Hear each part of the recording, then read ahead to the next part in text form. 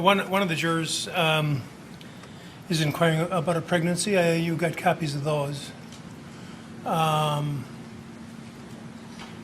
My inclination, unless there's objection, would be to dismiss her at her request. I think that's what she's asking. I'm quite sure it is. I think that was the bottom line. Does the state want to respond? No. All right. Number 27 will be excused at her request based upon her medical situation. That's also not for the record. I thought he indicated, yeah. Okay, then the other one is a question. I don't see the juror's number on it, but it's one I wouldn't answer anyway, to be honest with you. Does anyone disagree with that? Yes. All right, mark these exhibits A and B for today. Well, I just filed sample and put Oh, juror notes. okay, all right. So would you ask the juror number, what was it, 27? 27 to come down, please.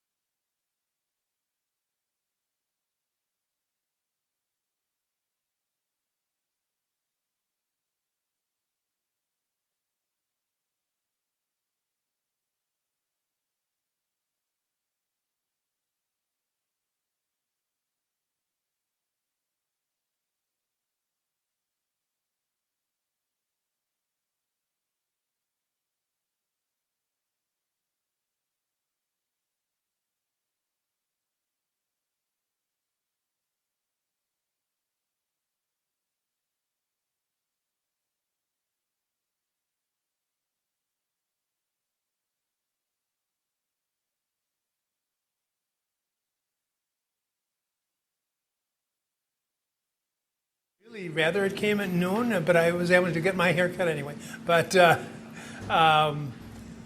I don't know. And that low on my list of things that I care about. Is there a big issue? Well, it's just when we try and time our witnesses, Yeah.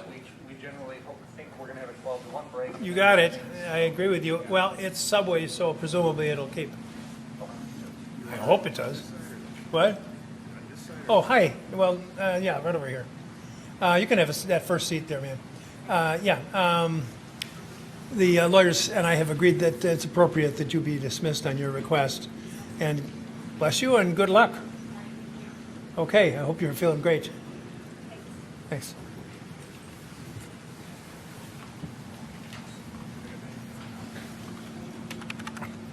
Anything else before we start?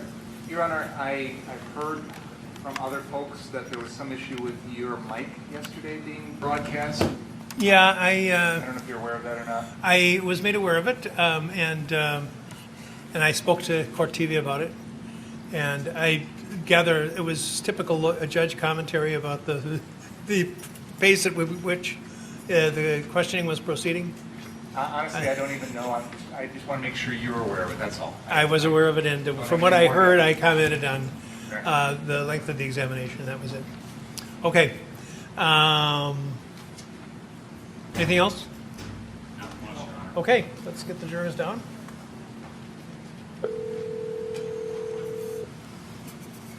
Hello? Would you come down, please? Yes.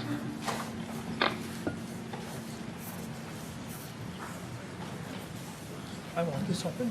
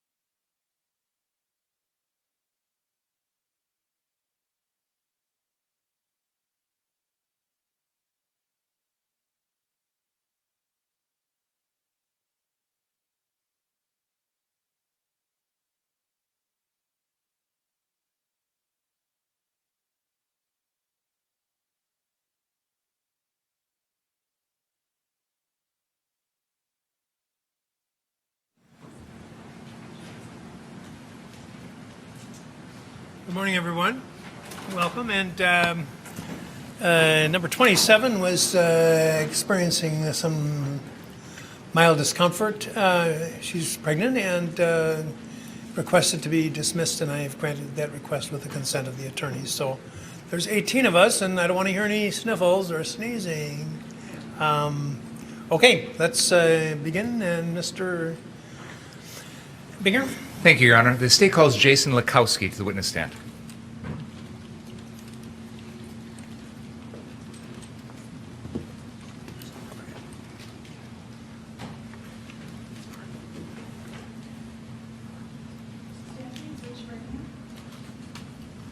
Some sort of testimony about to give this matter, the truth, the whole truth, and nothing but the truth, so help me God. Yes. Please. Could you please pull that microphone close to your mouth and state your name for the record, spelling your last name? Jason Legowski, L-A-C-K-O-W-S-K-I. What community do you currently reside in? Green Bay, In August of 2020, where did you reside? What community? Brown Deer. What is your current occupation? I'm going to school full-time. You go to school full-time? Mm-hmm. Is that a yes? Yes, yes, yes. Do you have a background in the military? Yes, sir. Can you tell us about that? I was a Marine Corps infantryman, 0311 rifleman. It's hard for the court reporter to follow that. If you could slow down and say that again, please. Sorry. United States Marine Corps, 0311 infantry rifleman. And what period of time were you in the Marine Corps? 2011 to 2015. Did you serve any tours of duty abroad? No combat, no, sir. Are you familiar with a man by the name of Ryan Balch? Yes, sir. How are you familiar with him? I met him after I got out of the Marine Corps, How long have you been friends with Mr. Balch? since about 2015, 2016. This trial is about events that occurred on the night of August 25th, 2020. Were you here in Kenosha that evening? Yes, What time did you arrive? I believe around 10:45, Why did you come to Kenosha that night? just to help out. Can you tell us more about that?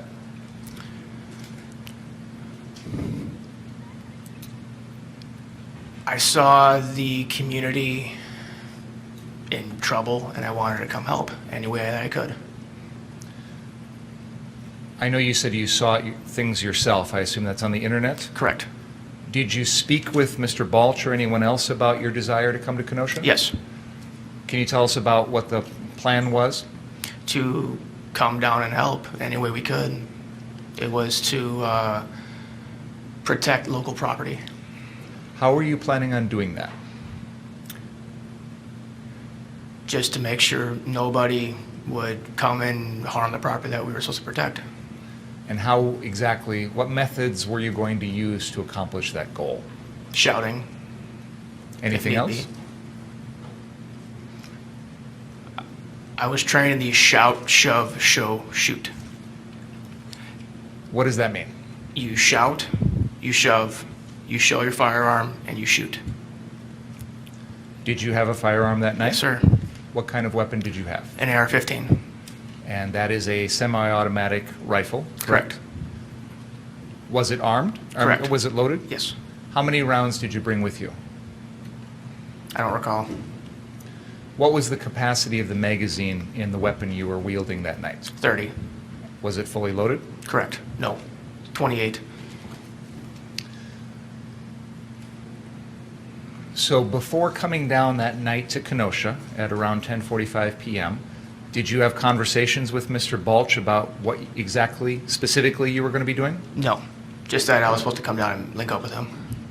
So tell us what you did when you came down to Kenosha.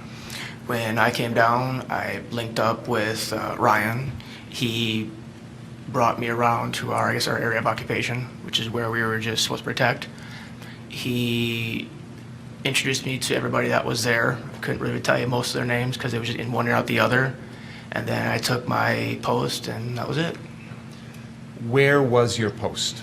It was on the southwest corner of that car lot I was on. And when you say that car lot, can you tell us what car lot you're referring to? I don't recall what the name of it was. Do you remember where it was located? I think somewhere on Sheridan. I don't know the actual intersection. There's a map behind you on the wall there, and I don't know if you are able to identify the area of Kenosha that's shown on there, but I will represent to you, Mr. Lakowski, that this is a map that shows the area of Kenosha from about 58th Street and Sheridan on the north end down to 63rd and Sheridan on the south end. And there are 3 properties on there that are labeled Car Source. Are you familiar with the name Car Source? No, I am not. I'm going to represent to you, Mr. Lakowski, that we have videos and photos that show you at the Car Source location, which is at 59th and Sheridan, and I'm going to use this laser pointer to point to that location. Do you see where I'm pointing? Yes. That's my representation to you. Would you agree with that? Yes. That is the Car Source, the car lot that where your post was? Yes. Okay.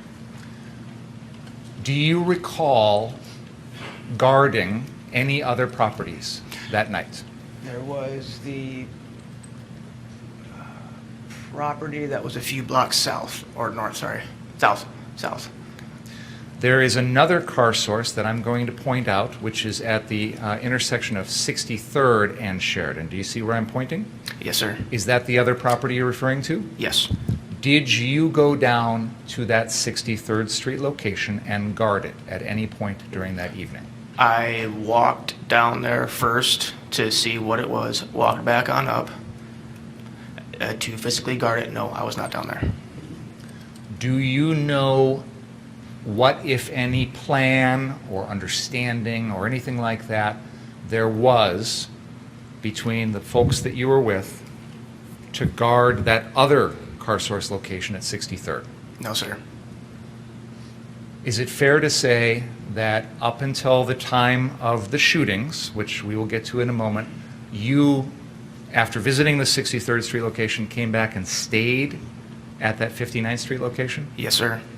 Tell us about your experience at that 59th Street location. For the first little bit of me being there, it was pretty boring, just milling about, doing whatever. And then once the police started to push the protesters toward us, that's when things got a little chaotic. Everybody was screaming, running back toward us. There were a few people that were attempting to come into the car lot. I had yelled at them to stop, and they went about their way. At one point, I know that there was an individual that I believe hurt her ankle, and then Kyle had helped her. There, for the most part, once that happened, there was a lot of actually polite conversations between myself and a lot of the protesters and everything like that. And at that point, that's really all that happened. I want to try and break that down a little bit. You said that there came a time in which the police pushed the protesters south past you. Correct. Do you remember approximately what time that was? I do not know. And you indicated it started to get, I think you said chaotic was the Correct. word? What made it chaotic? Can you describe that more specifically? The way that I see it is that you had the actual protesters and you had the a-holes that were trying to use the protest as their own gain. You're in court. I'm sorry. I apologize, Your Honor. There were protesters and then there were other people that were using this for what purpose in your mind? To cause havoc. Tell us more about the chaos that you observed. Because I had talked to a lot of individuals that were there to legitimately protest, and some of them were saying how there were people that were instigating a lot of things, that they weren't part of what was going on. And I had noticed that a lot, that there were people that were using that to, cause havoc. What specific types of havoc did you witness? People throwing things at police, people starting fires, people with malintent. Other than throwing things at police and starting fires, did you observe any other specific instances of, to use your word, havoc? There were some individuals that were to the west of us that they were trying to come onto the property to start one of the cars on fire, and we had stopped them. And then they had a lot of vulgar, what is it? They had a lot to say that was not nice. And they had said that they were going to come back and burn down this explicit terms. And then later on, maybe 5-10 minutes later, they started throwing rocks at us. Do you know who any of those people were? There's been some testimony in this case about someone who has been identified as Joseph Rosenbaum. As you sit here today, do you know who we're talking about? Yes, sir. On that night, and again, I'm going to ask you to try and put yourself back in the frame of mind that you were in that night and try and ignore anything you might have learned since then. At that time, that night on August 25th, when you were at the 59th Street car source, did you have any idea who Joseph Rosenbaum was? No, sir. The folks that you just mentioned that attempted to start a car on fire, was Joseph Rosenbaum one of those people? No, sir. So I'm going to come back to Mr. Rosenbaum, but let's continue talking about specific examples of, to use your word, havoc. I think you've mentioned that incident, throwing rocks at the police. Were there any other examples of things that you observed around that time period? Individuals were throwing what you would call chlorine bombs at us and the police. Did you see who any of those people were? I did not see you through that, no. Was Mr. Rosenbaum any one of those people? Not that I know of, no. Any other examples that you can share with us of this havoc or chaos that you witnessed? No, sir. You mentioned someone had something with her, was it a sprained ankle or I something? believe it was a sprained ankle because she was limping. Okay. And you indicated that you referred to Kyle. You're referring to the defendant, Kyle Rittenhouse? Correct. And for the record, can you point him out for us, please? Okay, that's the individual at the table with the, sitting next to Attorney Chirafisi? Yes, sir. No dispute. What, did you observe what the defendant did to treat that person? No, I did not.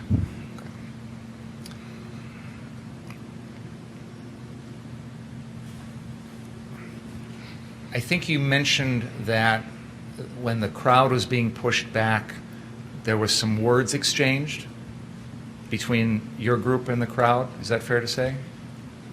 Correct. Can you tell us more about that? They were just screaming nonsense. And they were I know that there was a few individuals that attempted to come to the car lot, and we yelled at them to back off. And they did. The individuals that were attempting to start that car on fire, how did you stop them from doing that? Yell at them. You used, I think, what was it? Shout, shove, show, and shoot. Correct. Did you ever have to get to the second step? No. Shouting was enough? Correct. Did you ever have any problems with people coming on to the car source lot? No. You were Outside able of to, that one incident, no. okay. And I think you said earlier your post was physically located on that lot. Did you say the southwest corner of the lot? Yes. Okay. I'm going to use... East. Sorry, southeast. Sorry. Okay. I want to make that clear. I'm going to use the pointer here as best I can. And would you agree with me that this, where I'm pointing, is the southeast corner of that lot? The other corner. I'm sorry, my directions are a little off. That's why I want to ask. The top, just for your benefit, the top of this map is north. Yes. So would you say then that you were in the northeast corner of the lot? Yes. Okay, thank you. While you were observing the crowd and things going on, do you know personally where the defendant was? No, I couldn't tell you. Were you paying close attention to his movements Whereabouts? or anything like that? No, sir.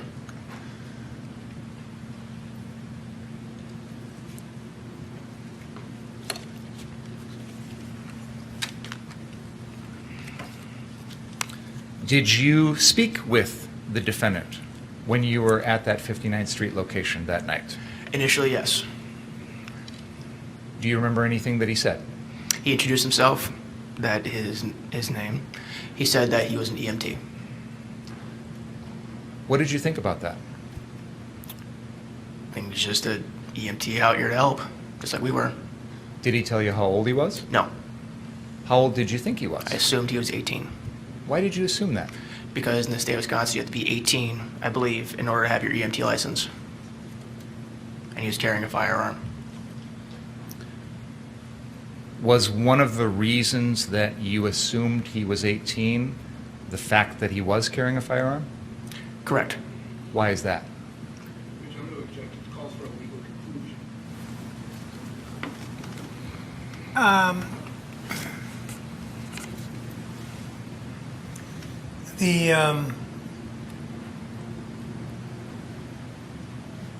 What he's testified to is his understanding of the law.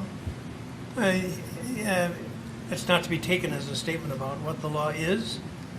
It's a statement of what the witness believes the law to be. So your objection is overruled. Do you remember the question? Of why I assumed he was 18. What did the gun have to do with the fact that he's possessing a gun? Why did that make you think he was 18? Because you have to be 18 in order to buy a firearm, a long gun in Wisconsin.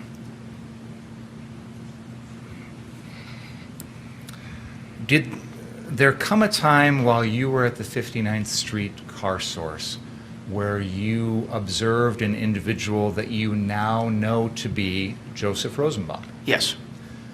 How many times that night did you observe that person? Just the one incident. Can you tell us what you observed? He had been acting very belligerently. Like, he had asked very bluntly to shoot him. He did a few what I would call false stepping, which is making a step to entice somebody to do something. He had done that a few times. After he'd done that a few times, I turned my back to him and ignored him. What did you think of him? A babbling idiot. Did you consider him a threat? No. Did you feel that he posed any danger to you or anyone else? No. How tall are you? I am 5'10". Do you have an estimate as to how tall Mr. Rosenbaum was? Not really. He was bent over. How was he dressed at that time, if you recall? He had something red over his face, no shirt, and he had a bag in his hand. A plastic bag? Yes. Were you able to get a look at that bag? No. You said that he was asking someone to shoot him? Correct. Was he saying that to you? He said that to me, and he said that, I believe, to multiple others. Something along the lines of shoot me, shoot me. Would that be fair to say? There was more explicit terms after that, yes, but yes. Did you see him with any sort of weapon? Outside of that bag, no. Did you see him with a gun? No. Did you see him with a knife? No. Did you see him with a club or a bat of any kind? No. Did you see him with a chain? No. You indicated that he was false stepping. Would you mind standing up Sure. on the main floor here and physically demonstrate for us what you're talking about? Yes, please.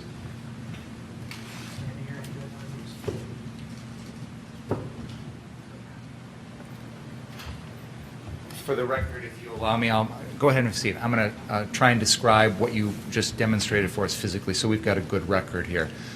You're standing still and then sort of taking 1 foot, maybe 2 to 3 feet ahead, stepping forward with that foot and sort of almost pushing your chest out towards that other person and then withdrawing that same foot again and repeating that a couple of times. Would that be a fair description of Yes. what you just did? When you said that this individual was doing that, was he doing it towards you? In my general direction. Was there anyone else around you that he was doing that to also? There was an individual to my right and to my left. I don't recall who they were. Do you know if those were other individuals that were guarding that car source location? They were, yes. Do you know if any of them was the defendant? I don't recall. At the time that you had this interaction with Mr. Rosenbaum, were you armed? Yes. Can you tell us how you were armed? I had my weapon slung and pointed to the ground. When you say your weapon, you mean your AR-15. Correct. Was there a sling around your body that the weapon was attached to? Yes. And when you say the gun was pointed to the ground, was that in such a way where the butt was maybe at the middle of your chest and then You'd be facing like this. at an angle? Correct. Okay. So the butt is sort of at an angle towards one of your shoulders, and the barrel is downward at maybe a 45-degree angle or thereabouts? Yes. Did you have any other weapons other than that AR-15 that night? I had my knife. Anything else? I had a CS gas canister. What is a CS gas canister? It is a deterrent. It's like pepper spray, but a lot more potent. Is that also commonly referred to as tear gas? Yes. Or is there a technical difference between There's the a technical difference, but for the records, yes, tear gas. two? Where did you physically have that canister located on your body? In my dump pouch. Did you say dump? Yes. Okay. It's a pouch that you put on your opposite side to put empty magazines in. Was there ever a time in which you pulled that canister out to use it? When the protesters had pushed my way and started causing a ruckus, I had put it on a car in front of me because I needed to use it. You put it in a place where you could get at it if you needed it. After you put it on that car, did you ever grab a hold of it with the intent of getting it ready to be I'm used? pretty sure it fell off the car. Where did that CS gas canister come from? An individual, I think his name's Dustin. I don't recall his actual name. It starts with a D. Is that one of the other individuals that was there at that location? Yes. So you had the AR-15, the knife, and the CS gas canister. Is Yes. that right? Yes. Did you have any other weapons on you? No.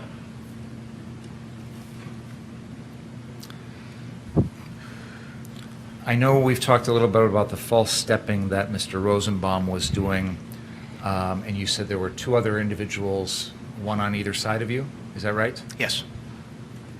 Are you able to tell us if Mr. Rosenbaum was doing this directly at any one of the It three was of just you? in our general direction. How far away was he from you when that was going on?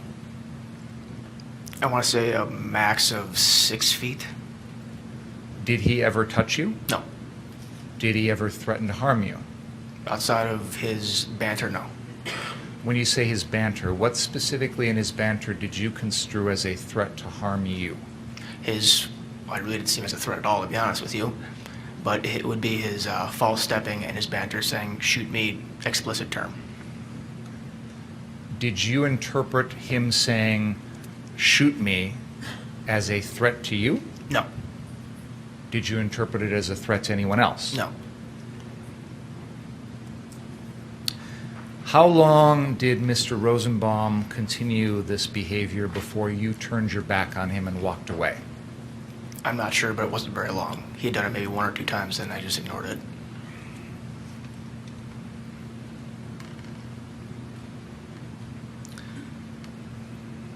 Do you recall putting out any fires that night? Multiple, yes. Can you tell us about that? The first one I put out, it was just north of the car lot. Somebody had set up a deliberate barrier and set what you'd call like a campfire behind it and set it on fire to deliberately set fire to the barrier. I want to make sure I understand that. You said they set up a small barrier. It was a rather large barrier. It was taller than I was. It was a wooden structure. Do you know what type of wooden structure it was? It was just a rickety structure. I don't recall. Do you know where it came from? No. Did you see any of the individuals who started the fire? No. Do you recall where that was located in relation to the 59th Street car source lot? That was just in front of the church, or the demolished church. There's actually a little laser pointer in front of you. There's a button on the side, and when you point that, could you use that and point on the map where that fire was? Right there. And I just want to narrate for the record, that appears to be a location, was that on Sheridan Road? Yes. North of 59th, closer to 58th Street. Would that be fair to say? Yes. What did you do in response to that fire? I stomped it out. With your feet? Yes. Did you use any sort of fire extinguisher or water? No. What happened after you did that? After that, I had walked back to the car lot. You mentioned there were other fires you put out? Yes. Tell us about those. There was a few after the incident. There was one on the this car lot. There was a pickup truck that the interior was on fire. Then I had found a fire extinguisher next to it. I had put that one out. And then there was another one that I couldn't put out because the fire extinguisher was spent. So there was cars around it. It was myself and another individual. I pushed cars away from that. I believe you said those two fires were after the incident. Yes. What incident are you referring to? The incident with, I don't want to, the incident with Kyle. The shootings? Yes. I want to try and keep this in chronological order as best we can. So if we can just go back for a minute to the 59th Street car source. While you were at that location, other than the barrier in the street that you've described, did you put out any other fires around that area? No. Do you remember a time in which there was a dumpster on fire out in the street? I don't recall, no. And I believe you said, other than the one interaction with the false stepping, you didn't have any observations or contact with Mr. Rosenbaum at any other time that night. Correct.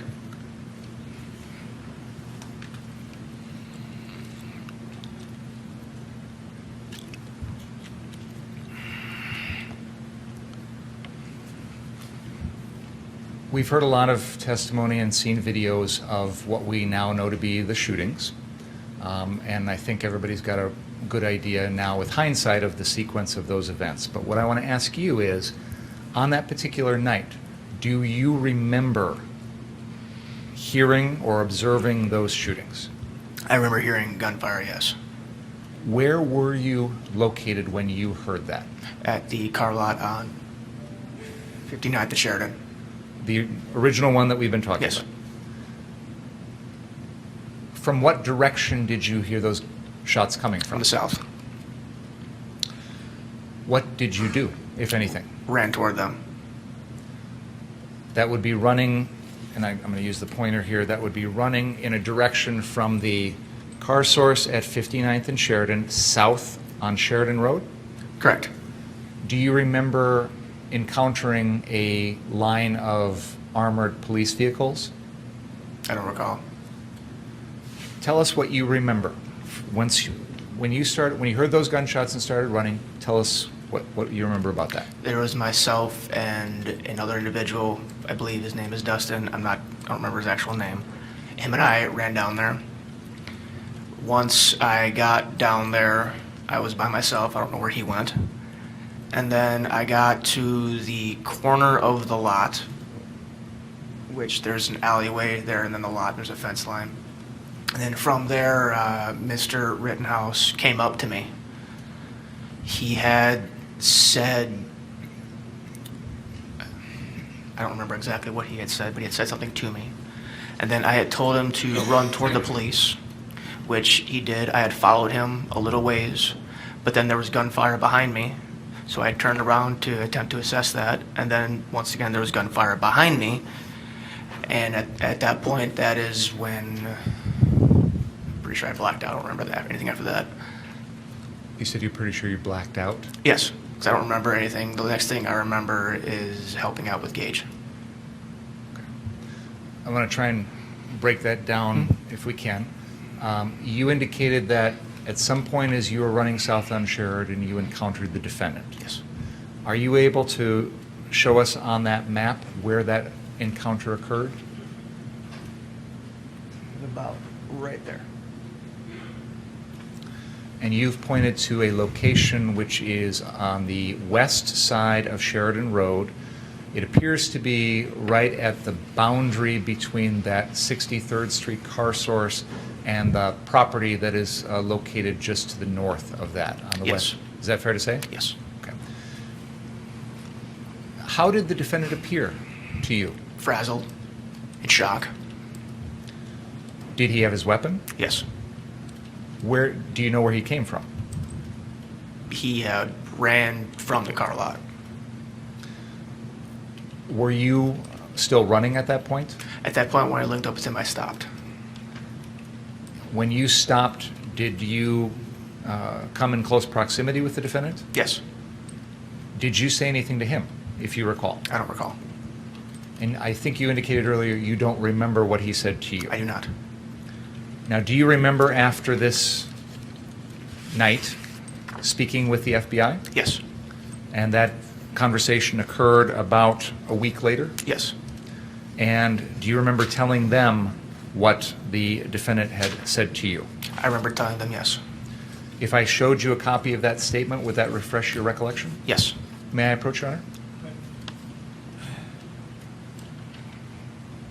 Mr. Okowski, I'm going to hand you the statement, and there's a portion here that is marked, and I would like you to take a look at that. Take as much time as you need, and when you're done looking at it, please look up.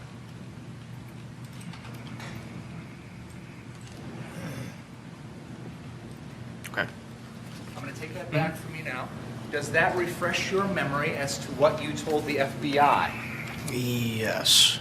And does it refresh your memory as to what the defendant said to you when you encountered him? He had indicated that he had shot somebody.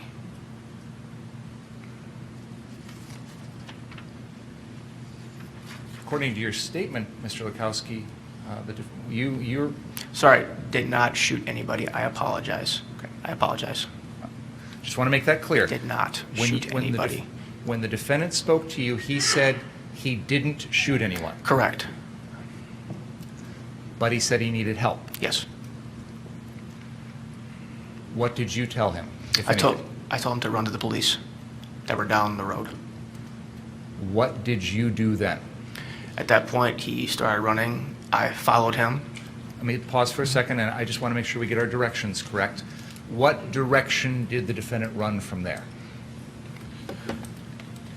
From here that way. So north. North on Sheridan. And did you run in that same direction? Yes. What happened then? And then there was gunshots behind me. And when you say behind you, are you meaning back down south? Yes. What did you do then? I stopped and turned around. Where did you go? I was in place because it felt like seconds after there was more gunshots behind me, which would have been to the north. And that would have been the direction that the defendant had been running. Yes. Is that the moment in time when you feel like you kind of blacked out? Yes. And I think you said the next thing you remember is Mr. Grosskreutz? Yes. Tell us about that. I remember being on the sidewalk, and then there was an individual on the ground screaming. I had walked up to them with a group of individuals. Somebody was screaming for a tourniquet, I believe. So I had given an individual, I believe his name is CJ, I don't actually know if that's his name. I had given that to him. He had applied the tourniquet. He had done it wrong. So I had pushed him out of the way, applied it correctly for the most part, and I stayed with Gage until police showed up. What happened then? And then the police showed up, told me to back off. I backed off. Once he was in the vehicle, I had noticed an individual saying that there was a gun on the ground. He had pointed to it and started walking toward it. I pushed him out of the way. I had picked up said firearm. I dropped the magazine and emptied the chamber. I want to make sure the record is clear. You said someone was put inside a vehicle. The he is Gage. Gage Grosskreutz? Yes. And then there was you said a gun on the ground. Yes. What type of gun was it? It was a Glock. A pistol? Yes. After you took care of neutralizing or disarming the gun, what did you do next?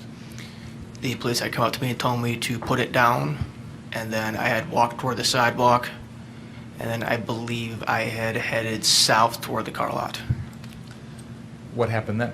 There was a bunch of reporters, I guess, over there talking to people, and wait, no.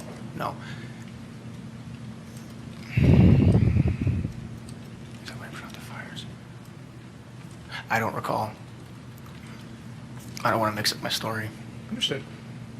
You mentioned that you dealt with a fire in a truck Yes. at the car source location? Yes. And found a fire extinguisher? Yes. Are you able to show us on the map where that occurred? Yes. About right there. You are pointing to a location that is on the 63rd Street car source lot near the northeast corner of that lot. Would that be fair to say? Yes. Where did you find the fire extinguisher? Laying right next to the truck. And the fire, you said, was inside the truck? Yes. Inside the passenger compartment? Yes.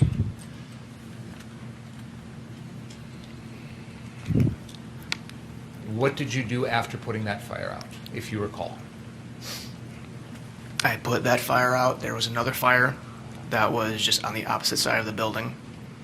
There was a car on fire, and then the fire extinguisher was spent, so I couldn't use that. But there were cars around it, so it was myself and another individual. I don't recall who that individual was. Had pushed, I believe, 2 vehicles away from it, so it didn't catch fire on those. In the sequence of events that you've just described, beginning with hearing the gunshots when you were at 59th Street, all the way down to where we just left off, did you encounter Ryan Balch at any time? Yes. Do you remember when and where that was? No. But I know that I did encounter with him. Do you remember when you were at the car source lot at 63rd Street being with Mr. Balch? When I was putting out the fires, no. After that, at that location? After that, yes. You mentioned some reporters down at the 63rd Street car source. Did you speak with them? I avoided them as much as I could. But is it fair to say that there were a number of them around you with cameras Yes. asking pictures? Or asking questions, rather? Yes. And they were also asking questions of Mr. Balch? Correct. During that process, did anyone show you an image or a video of the person who was suspected to have committed these shootings? No, because they thought it was me. Those people thought it was you? Yes. When did you first learn that it was the defendant? I don't recall. Was there a time when you were speaking with those reporters that you learned that the person who was suspected to have done these shootings was the defendant, Kyle Rittenhouse? Yes. Is it fair to say that those reporters were asking you who that person was? They were asking me if I was the one that had done it, because they were looking for a tall white individual with an AR-15 wearing a green shirt. And that's what I was wearing. There were also people that were saying that the shooter was with your group. Yes. At that time, when they were saying that to you, you knew that was true, correct? Yes. Is it fair to say that you didn't volunteer that information at that time? I did not. Were there police cars nearby at that moment in time? I believe there was a police blockade on the west side of, I think, 63rd Street. Did you ever approach any of the police that night and tell them what you knew? No. After dealing with the things that you dealt with at 63rd Street Car Source, where did you go? Ryan and myself had gotten into my truck, and we drove toward the other car lot to pick up a firearm and I believe his cell phone that was inside the building. Whose property was that? That was No, I mean the Cars. cell phone and the gun. Who did those belong to? Ryan. What happened when you got to the 59th Street Car Source? It was locked and there was nobody there.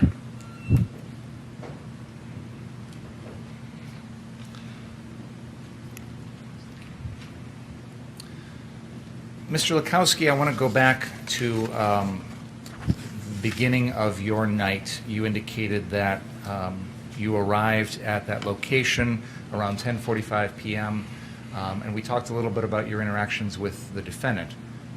Did you bring along any medical supplies with you that night? I did, Why did you do that? just in case it was needed. I didn't hear you. Just in case it was needed. Did you interact with the defendant with regard to those medical supplies? Yes. Tell us about that. He had said he was an EMT. I said that if he needed anything to let me know, and then he had asked, I don't remember exactly what he said, but he had said something, and then I remember giving him my flashlight, turning around, and him digging through my med bag. I'm not sure I heard that word. You said digging through your Digging through my med bag, yeah. Was that the defendant doing that? Yes. Did he take any medical supplies from you? I don't recall what he actually took. But yes, he did take some medical supplies from my bag. Do you remember speaking to the FBI about those medical supplies? Yes. If I showed you a copy of your statement, would it refresh your memory as to what the supplies were? Yes. May I approach on it? Mr. Lukowski, I'm going to show you your statement. At the bottom of the first page, there's some items marked. Please look those over, and when you're done, look up. And it may continue on to the next page.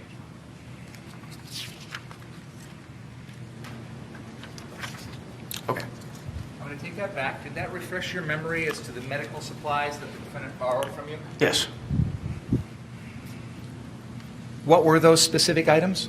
A quick clot, a bandage, and what you'd call a vitamin pack, which has a bunch of random stuff in it. What is quick clot? It is something that you use to stop bleeding, severe bleeding. Quick clot. Were you aware at that time what sort of medical supplies, if any, the defendant already had on him? I was not aware, no. One second, please. I have no further questions. Cross-examine.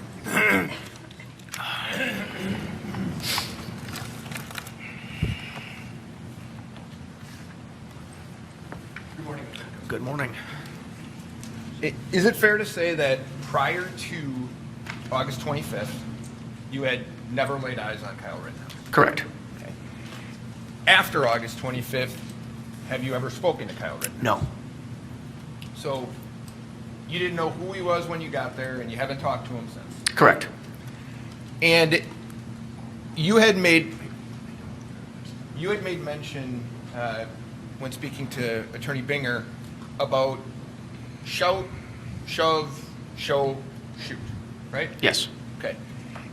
In anywhere in that kind of commands that you do, is run away or retreat? Is that in there? No. So if you shout at someone and make physical contact or show them your firearm and they're still coming forward, have you ever been trained to No. head for the hills? No. Run away from them? No. Try to get yourself out of the situation that you're in? No. You watched the video. Have you watched the videos in this case? I have watched several, yes. Okay. Have you watched the video at Car Source at 63rd? Not in its entirety, no. Okay. So, have you or have you not seen what Mr. Rittenhouse did prior to the shooting? I don't know what you mean by that. Well, you saw Mr. Rosenbaum. Did you see Mr. Rosenbaum and Mr. Rittenhouse running through the parking lot? Not that I recall, no. Okay. So you arrive at 59th Street Car Source 10:45-ish, Around, yes. and you have an AR-15 and a medical pack with you? Correct. Okay. Same kind of situation that when you meet with Mr. Rittenhouse that he has, right? He has an AR-15. To a sense, yes. You have more than he has, but you both are carrying a medical pack. Yes. And he goes through some of your things, your medical things, and takes things that he needs. Hmm. Yes. Yep. And you see him that night, Correct. and he is, when you speak to him, you get his name and the EMT information. Correct. Is that about it? Yes. You see him that night out and about trying to actually help people. Correct. Do you see him that night threaten anyone? No. Do you see him being aggressive in any manner toward anyone? No.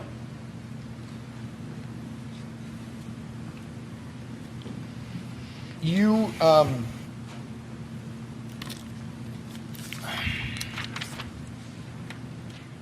gonna ask if you could take a peek at exhibit number 40. Can you tell me, do you know who that is a picture of? Joseph Rosenbaum. Now, do you remember seeing him that evening, the 25th? Yes. Okay. You didn't know his name, but was his behavior such that that made you remember him? Yes. All right. So can you?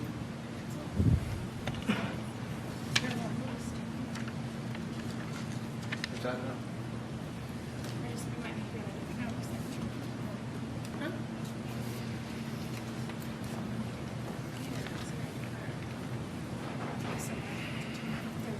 But it's not showing anything, it's showing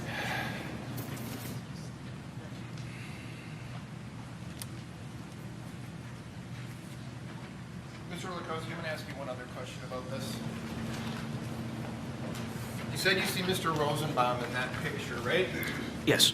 Okay. There's a person behind Mr. Rosenbaum as well. Is that right? Yes. We agree that's Joseph Swinsky. Oh, yes. Josh I'm sorry, Joshua Swinsky. Do you recognize or do you remember seeing the person behind Mr. Rosenbaum? No. You don't remember seeing Mr. Zeminski? Okay.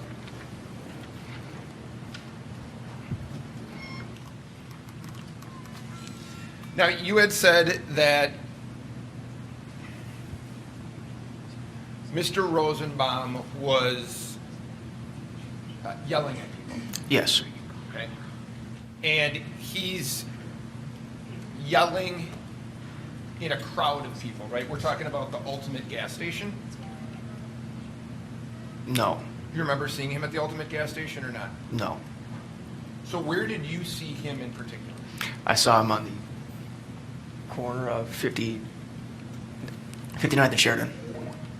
And when he was on, tell me if this is fair, when he's on the corner of 59th and Sheridan, he is yelling, "Shoot me," and then he uses the N-word. Yes. So he's saying, "Shoot me, N-word, shoot me, N-word." Yes. Right? Yes.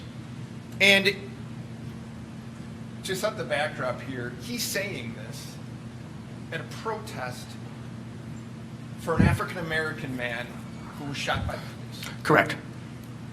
And while he's saying, "Shoot me, N-word," do you remember people behind yelling or chanting, "Black Lives Matter"? I don't recall. Do you remember that night hearing people saying, "Black Yeah. Lives Matter"? Yes. Okay. Are people reacting to him? In a negative Hold on. manner. Are they reacting to him when he's screaming the N-word at a Jacob Blake protest? In a negative manner, yes. Okay. I didn't hear you. In a what manner? In a negative. Okay. In a negative manner, yes. How? Stepping away from him. Okay, so they're separate, if I have it right. They're trying to disassociate themselves with the guy screaming racial epithets at a Black Lives Matter rally. Yes. And you had said that he is, now I'll ask you this. At 59th Street, are there other people around? Yes, So it's not a situation, you had said that you didn't feel threatened. correct. It wasn't a situation, though, where you were one-on-one with Mr. Rosenbaum, was it? It was not correct. Okay, so there's other people, are there other people that are protecting the business there as well? Yes, Okay, so you have support, for lack of a better term. yes, And you had said that, let me ask you this. You said you didn't view him as a threat. Would that have changed at all if you were alone with him? no, You didn't view him as a threat? not at all. Did he ever threaten to kill you? No, Did he ever say to you, if I get you alone, you're dead? no, You said that he was false stepping towards you, right? yes, Okay. Did he ever do more than that? Did he ever come actually after you? no, If he would have done that, would have made you more concerned? situation dictates. Okay. Well, if I'm full stepping on you, okay, would you be more concerned instead of me full stepping if I'm coming full speed right at you? Yes, Fair, right? I mean, Yes. I'm then in your personal space, and you have a gun too, right? yes, So one of the things I could do is take that gun from you. yes, Try to. yes, And if I threatened to kill you if I saw you that night, and then I'm running full speed at you and I'm going for your gun, are those all things you would have considered when making a decision what to do against somebody like me? a Then? threat to my life, yes.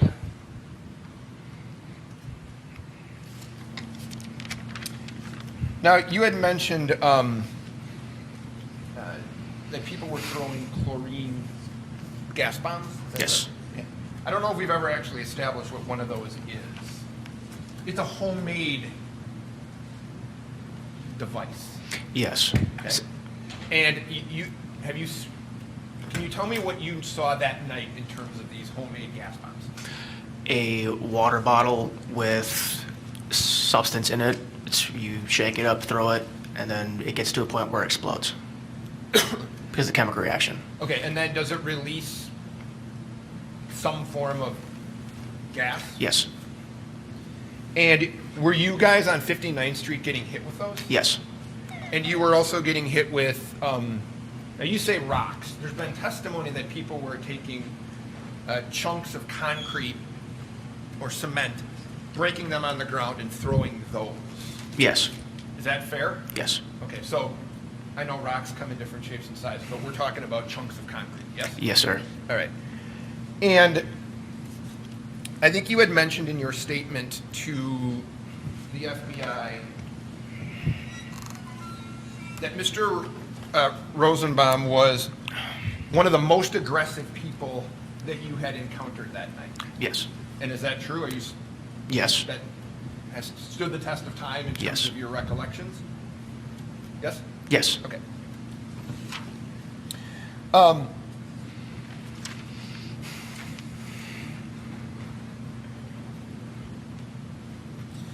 There was some conversation that you had with Attorney Binger about your interaction with Kyle on on Sheridan Road as he's running north. yes. He never stops running, correct? He stopped running to talk to me. For how long? I couldn't tell you the time span. Okay, well, I want to see if we can do this. Is it minutes? It seemed like seconds. Okay. If you know, are there people behind him running after him? I don't recall. Okay.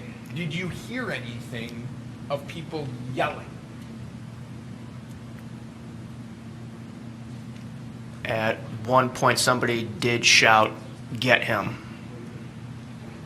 All right. So I'm going to show you if I can, and it only works on this video, so Judge, do you mind if he steps? Go ahead. If you can, well, if we can do it.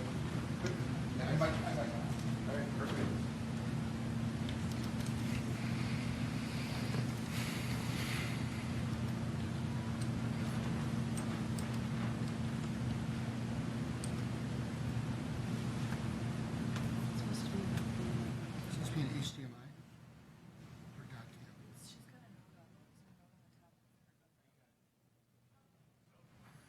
Yeah, it says out of order.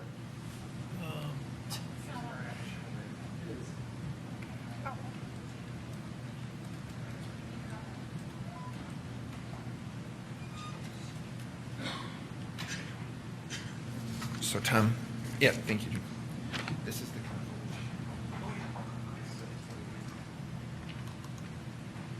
so Judge, I have marked this video as 41. I don't think there's an objection from the state to move it into evidence. May I see it?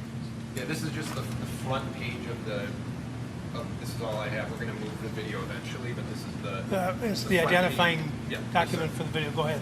Received. Slightly forward here, or No, you can. No. Well, okay, it's your, the defendant cannot currently see the screen. Oh, it's up now. I'm sorry. Yeah. I'll stay out of it. There's a screen there too. I'll stay out of it. Okay. Oh, and he's got one there. Judge Rogan. All right. Okay. All right, we got.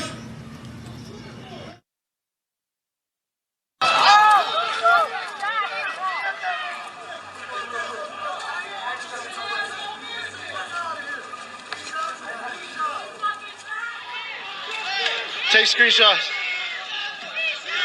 That dude shot him. That nigga just shot that dude. Cranium that boy. He just shot a man. Are you in this video? Can you tell? I can't tell. Are you, from your recollection, are you walking south on Sheridan Road at that time? Yes. Okay. So, is this about the location where you made contact with Mr. Rittenhouse, if you remember? Approximately, yes. Okay. Can you play the video? Is that you right there, Mr. Rittenhouse? Yes. Okay, so you have a brief conversation with Mr. Rittenhouse, is that right? Yes. Okay, can you play it for one more second? Okay, and I'm not being critical. You keep walking then north on Sheridan? Yes. Okay. And you heard on the tape things like people saying, cranium that boy, right? Cranium, like your head? Cranium that boy. On the tape, yes. Do you recall hearing that evening? No. Okay. Now, you had told the FBI that Mr. Rittenhouse said to you, I didn't shoot anybody, but I need help. Yes. Now, you'd agree, well, tell me if you'd agree. The statement that makes more sense is, I did shoot somebody and I need help. Right? Why would he need help if he didn't shoot someone? Right? Yes. Okay. So, again, I'm not being critical. How certain are you that in fact he didn't say, I did shoot someone and I need help, versus I didn't shoot someone, but I need help? I don't honestly recall. Okay.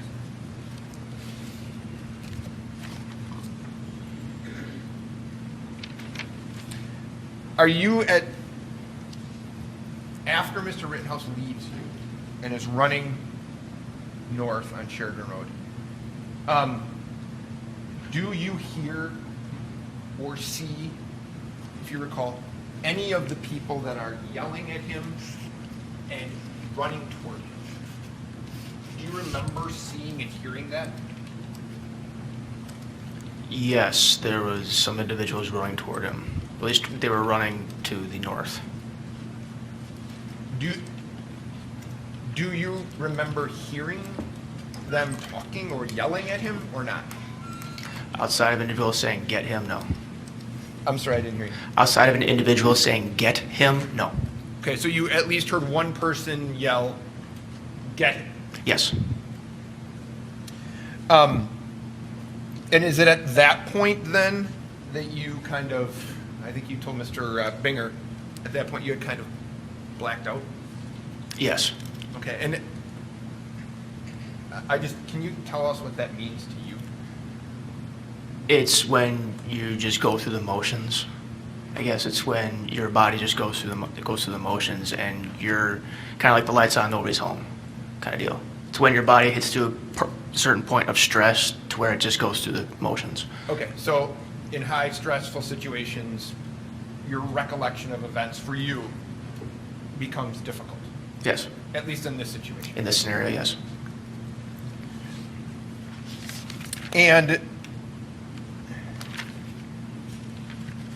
you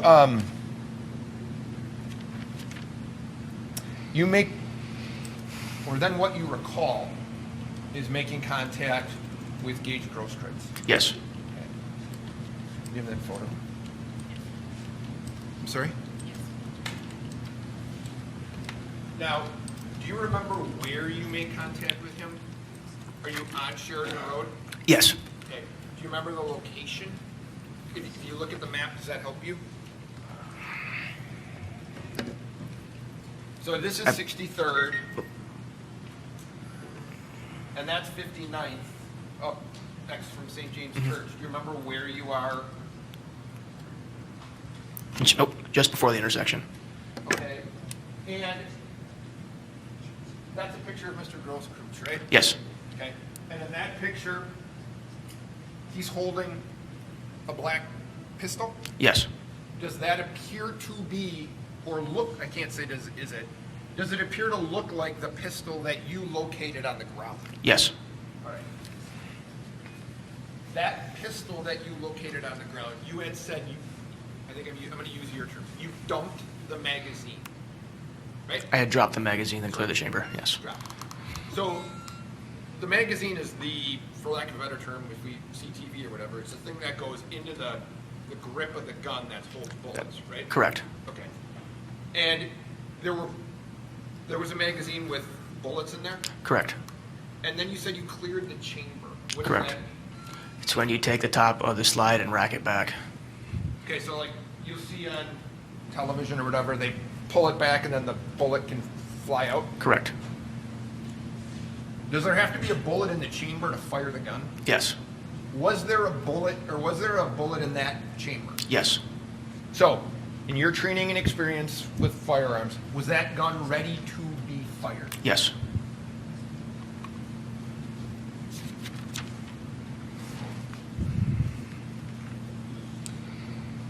So, in the past with some witnesses,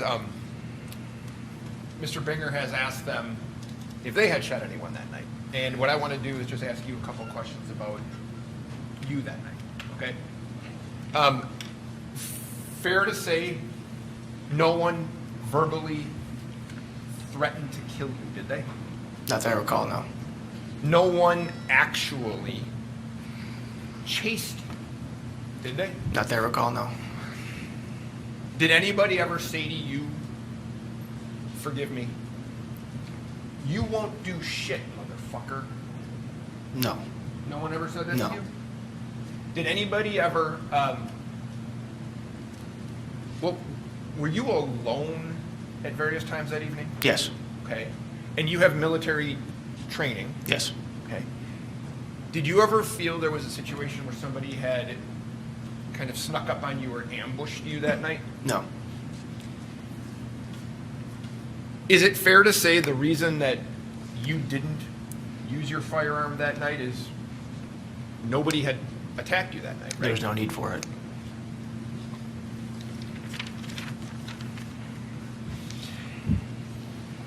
Now, after the shooting, you had said that you put out a truck that was on fire by Car Source. Yes. We call it Car Source 3, but it's Car Source at 63rd. Yes. And that, by happenstance, there was a fire extinguisher located close to that? Yes. Did you ever see Kyle walking back toward the police line on 60 or on 59th or 60th here? Did you ever see him walking back this direction after you had contact with him down here? No. Okay, so You don't know what happened after that? No.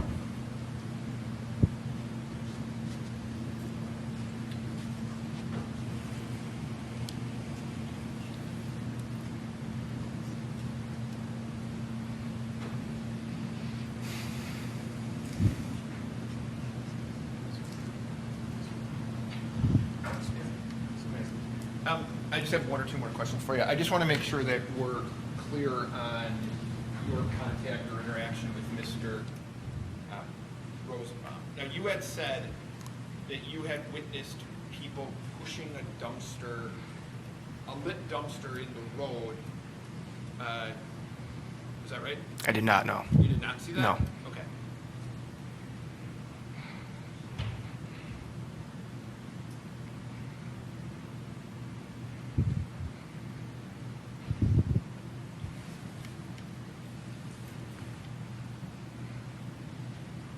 Were you ever at the Ultimate gas station there?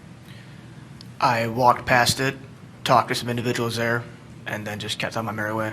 Okay, so the contact, when you heard Mr. Rittenhouse screaming, I'm sorry, Mr. Rosenbaum screaming the racial epithets and saying, "Shoot me," it wasn't at this location, No. it was at another location? Correct. Okay.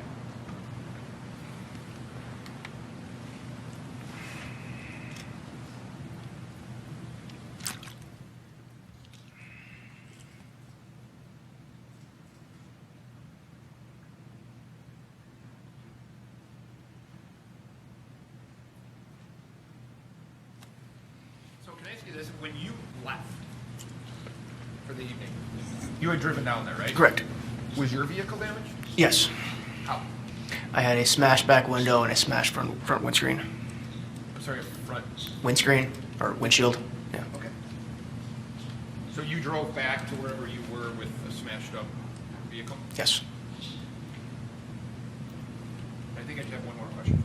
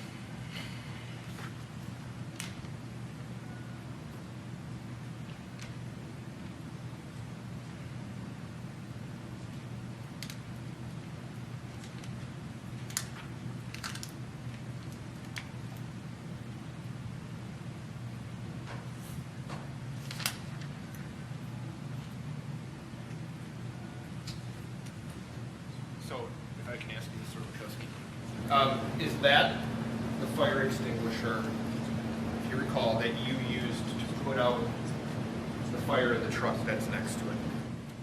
Yes. Okay. So Thank you. How much redirect do you have?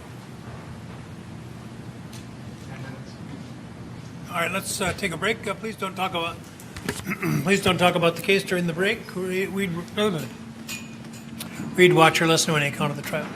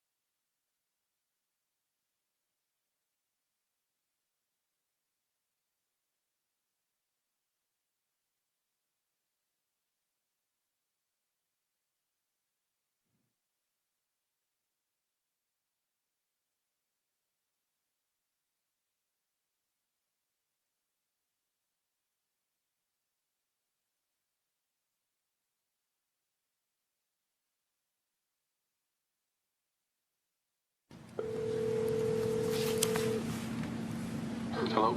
Would you come down, please? Yes.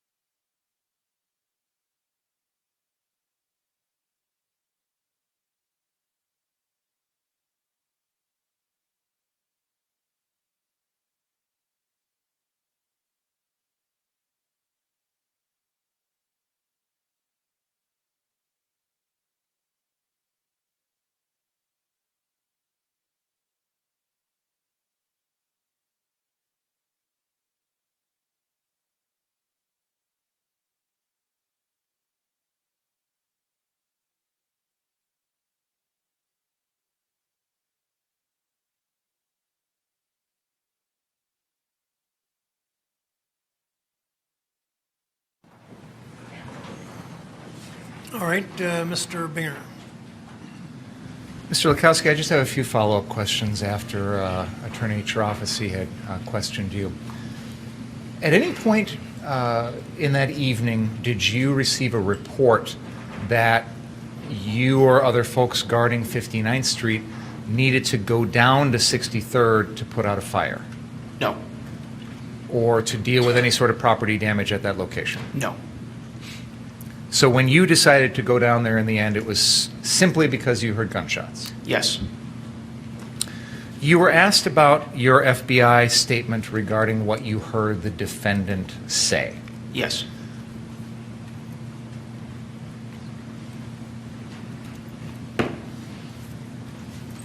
That was a statement that you gave to the FBI on September 1st of 2020. Does that sound right? Yes.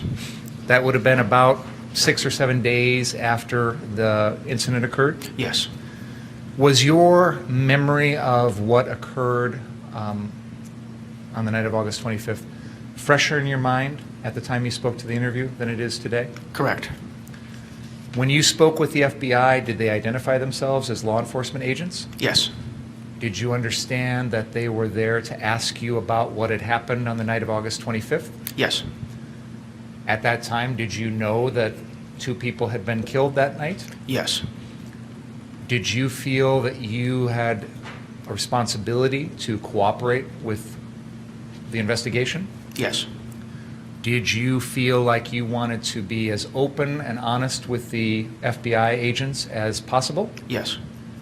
Did you feel like you wanted to give them as much information as you could about the events of that night? Yes. When you spoke to them, did you tell them the truth? Yes. Did you understand that if you lied to law enforcement, that that would potentially be criminal activity? Yes. And when you spoke to the FBI, you were clear with them about what the defendant had said to you when you met him on the street. Is that right? At that point, what I recollected, yes. The reason I ask that is because You need to explain. Sure. When Attorney Chirafisi was asking you, I think you said you weren't sure, as you sit here today, what the defendant said. Is that fair to say? Yes.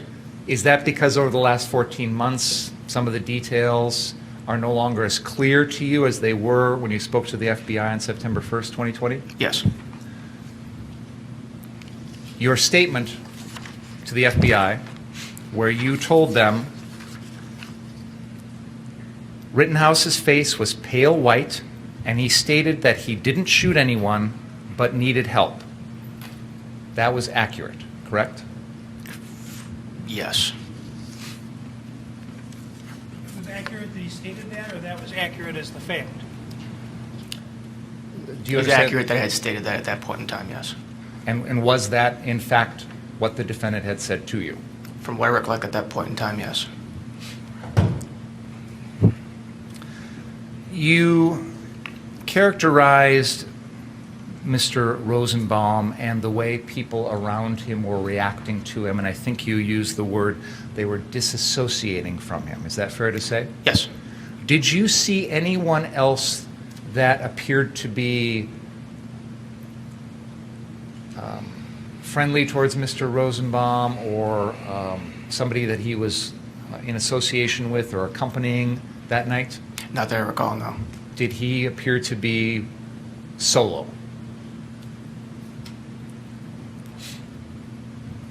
Not that I recall. I'm a little confused, so help me understand. Did he appear to be in the company of any other people? I was confused at that. There was people around him, but I'm not sure if they were associated with him. Did you see anyone that you felt was associated with him or accompanying him or anything like that? Not that I recall, no. You were shown a photograph which has been marked exhibit number 14, and you were asked to identify Mr. Rosenbaum, and you were asked about this person behind him. Do you have any idea who that was? No, sir. Do you recall seeing that person at any point on the night of August 25th? No. Could we please show an excerpt from exhibit 18?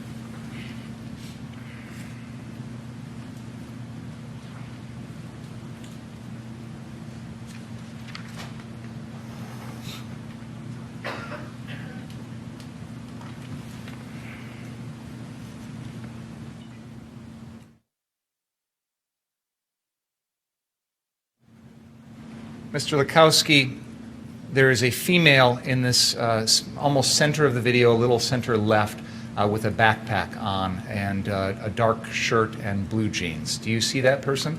Yes. Do you recall ever seeing that person on the night of August 25th? No. And I'll state for the record for the jury, there's no dispute. That is Kelly Zeminski, and standing next to her is Joshua Zeminski, whose face can be seen here in exhibit number 40, just for the record. With regard to those two people that I've drawn your attention to, were they around Mr. Rosenbaum when Mr. Rosenbaum was stepping at you and saying the things he was saying? Do you No. recall? Not that I recall. You characterize Mr. Rosenbaum as the most aggressive person out there that night. Is that fair to say? From my recollection, yes. Did you ever see him physically harm anyone? No. Did you ever hear him threaten to physically harm anyone? No. At any point on the evening of August 25th, did you personally witness anyone physically harm anyone else? No.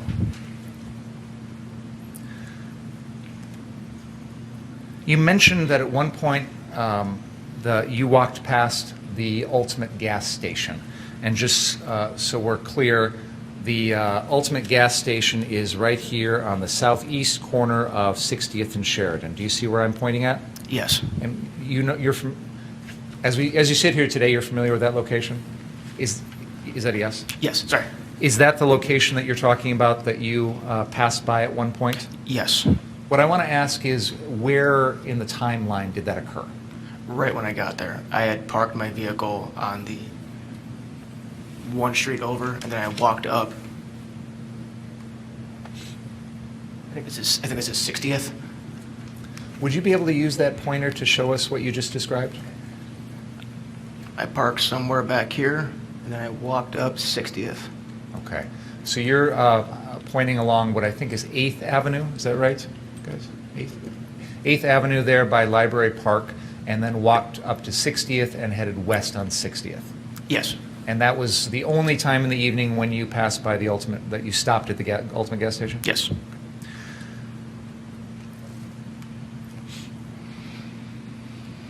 The final thing I want to inquire about is the folks that were shouting as you encountered Mr. Rittenhouse and Mr. Rittenhouse was running north on Sheridan. I think the one thing that you've described hearing is the words "get him." Is Yes. that right? Do you recall any other specific words that the crowd was saying? No. I'm going to try and ask you to put yourself back in the mindset of that night, at that moment when you heard that. Who did you think the him was?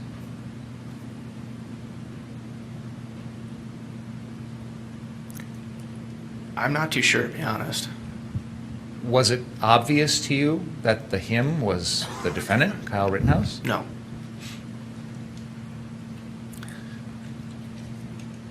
At that moment in time, did you have any reason to believe that the defendant had shot anyone? No.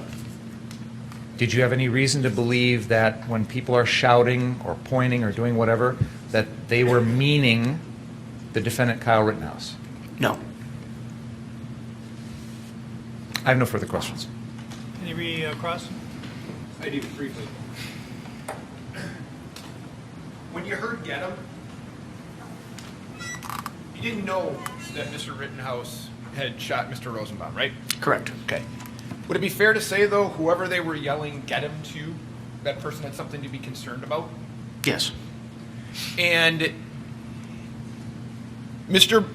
Binger asked you, did you see Mr. Rosenbaum yell at anyone or threaten anyone, right? Correct. Okay. Did you hear anybody else demanding to be shot that evening other than Mr. Rosenbaum? No. Did you hear any other white people using racial epithets in the way that Mr. Rosenbaum was using them that evening? Not that I can recall, no.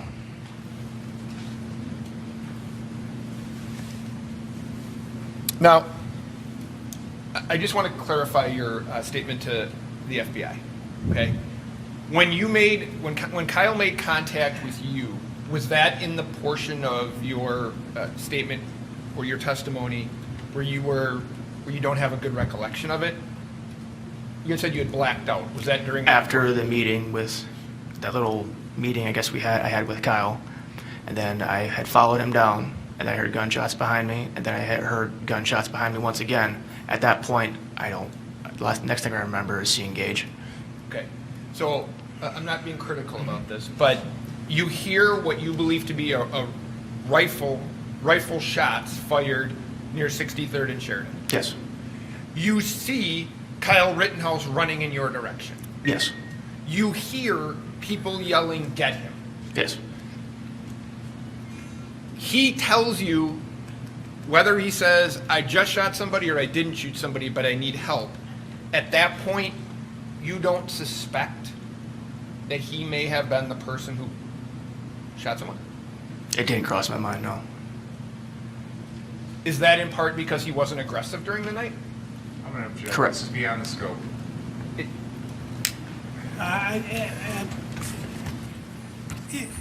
Even if it is, I generally do not adhere strictly to that rule. So, Is that part of, you wouldn't have a reason to believe he shot someone because he wasn't acting aggressive when I say he, meaning Mr. Rittenhouse? Correct.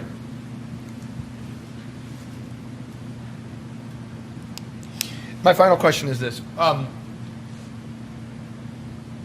As you sit here now and think about that statement, does it make more logical sense to you that he would have said that he shot somebody and he needs help versus he didn't shoot somebody but needs help? I'm going to object, Your Honor. This is beyond the scope. It's been asked and answered, and the record is clear that this witness has testified to what the defendant has said. why don't you rephrase your question? Well, The first part, they asked and answered, as I said, we're here to develop the facts for the jury. And we all have seen abuses where people lie back and hold their questions until they're into a redirect or a recross. But I haven't seen that from either side in this case, so I'm not going to swerve from my usual indulgence with these kinds of things. But on the second point, I think the question should be restructured. So I know that you've testified about what you believe you heard that night, right? Yes. Okay. Now, what I'm asking that you do is, have you looked at your statement since you gave it? Have you ever read your statement? A few days ago, and then in the court. Who had you read your statement? Myself. Who gave it to you? Sorry. I did. Okay, so you met with Mr. Binger? Yes. I want to be clear. Is this his statement or a statement, a summary made by Yeah. the FBI? Yeah, fair enough. Okay. So the statement that Mr. Binger provided to you was a statement written by the FBI saying what you told them? Yes. Okay. So remembering that, now my question to you was this.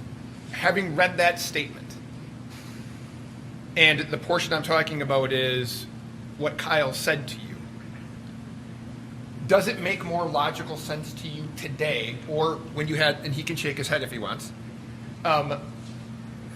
while you're sitting here now, why would he need help if he didn't shoot someone? I'm going to object. Argumentative. Okay. I have no other questions. Thank you. I have one final question, Your Honor. Mr. Wachowski, you said you didn't think the get him was aimed at Mr. Rittenhouse, right? Yes. At that moment in time, you didn't think Mr. Rittenhouse shot anybody because he said he didn't shoot anybody, correct? Correct. Thank you. Okay.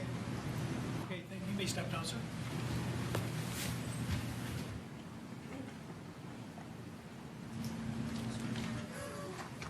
I mean, they don't just fax those?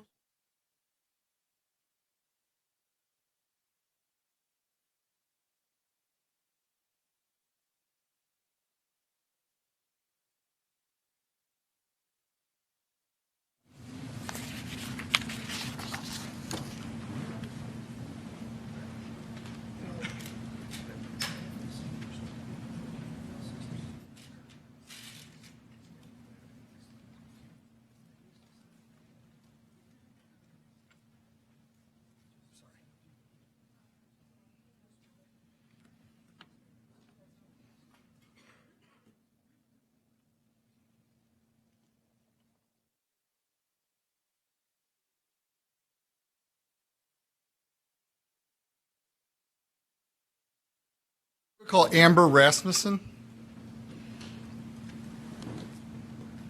Yeah, if I said it once.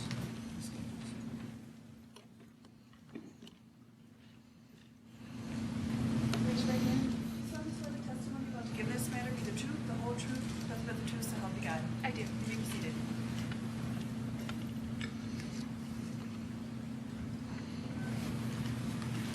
Can you please state your name and spell it for the benefit of the court reporter? Amber Rasmussen, Amber Rasmussen. And where are you employed? I am employed at the Wisconsin State Crime Laboratory in Milwaukee. And what is your position there? I am a DNA analyst in the DNA analysis unit. And how long have you been a DNA analyst? I have been employed as a DNA analyst for just over 10 years. And what is your educational background? I have a Bachelor's of Science in Biology and Human Biology from the University of Wisconsin, Green Bay, as well as a Master's of Science in Forensic Science from Marshall University. And what are your primary duties as a forensic scientist in DNA analysis?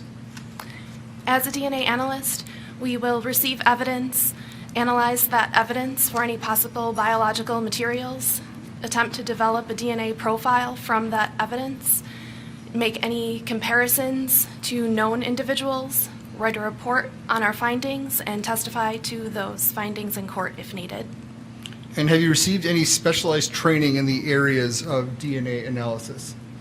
Yes, in addition to my education, I also received approximately 9 months of on-the-job training prior to being signed off as a full DNA analyst. I also undergo annual training and review current literature. And are you a member of any professional organizations related to forensic science? Yes, I am a member of both the Midwest Association of Forensic Science as well as the American Academy of Forensic Sciences.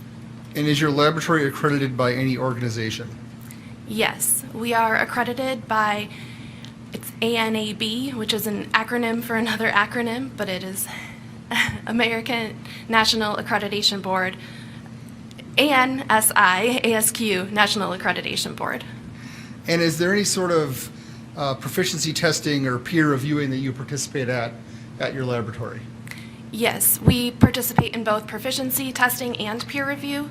Proficiency testing is when an external company provides us a test with known results, and we work that test as if it were a case and send our results back to them, and they verify that we obtain the correct results on that case.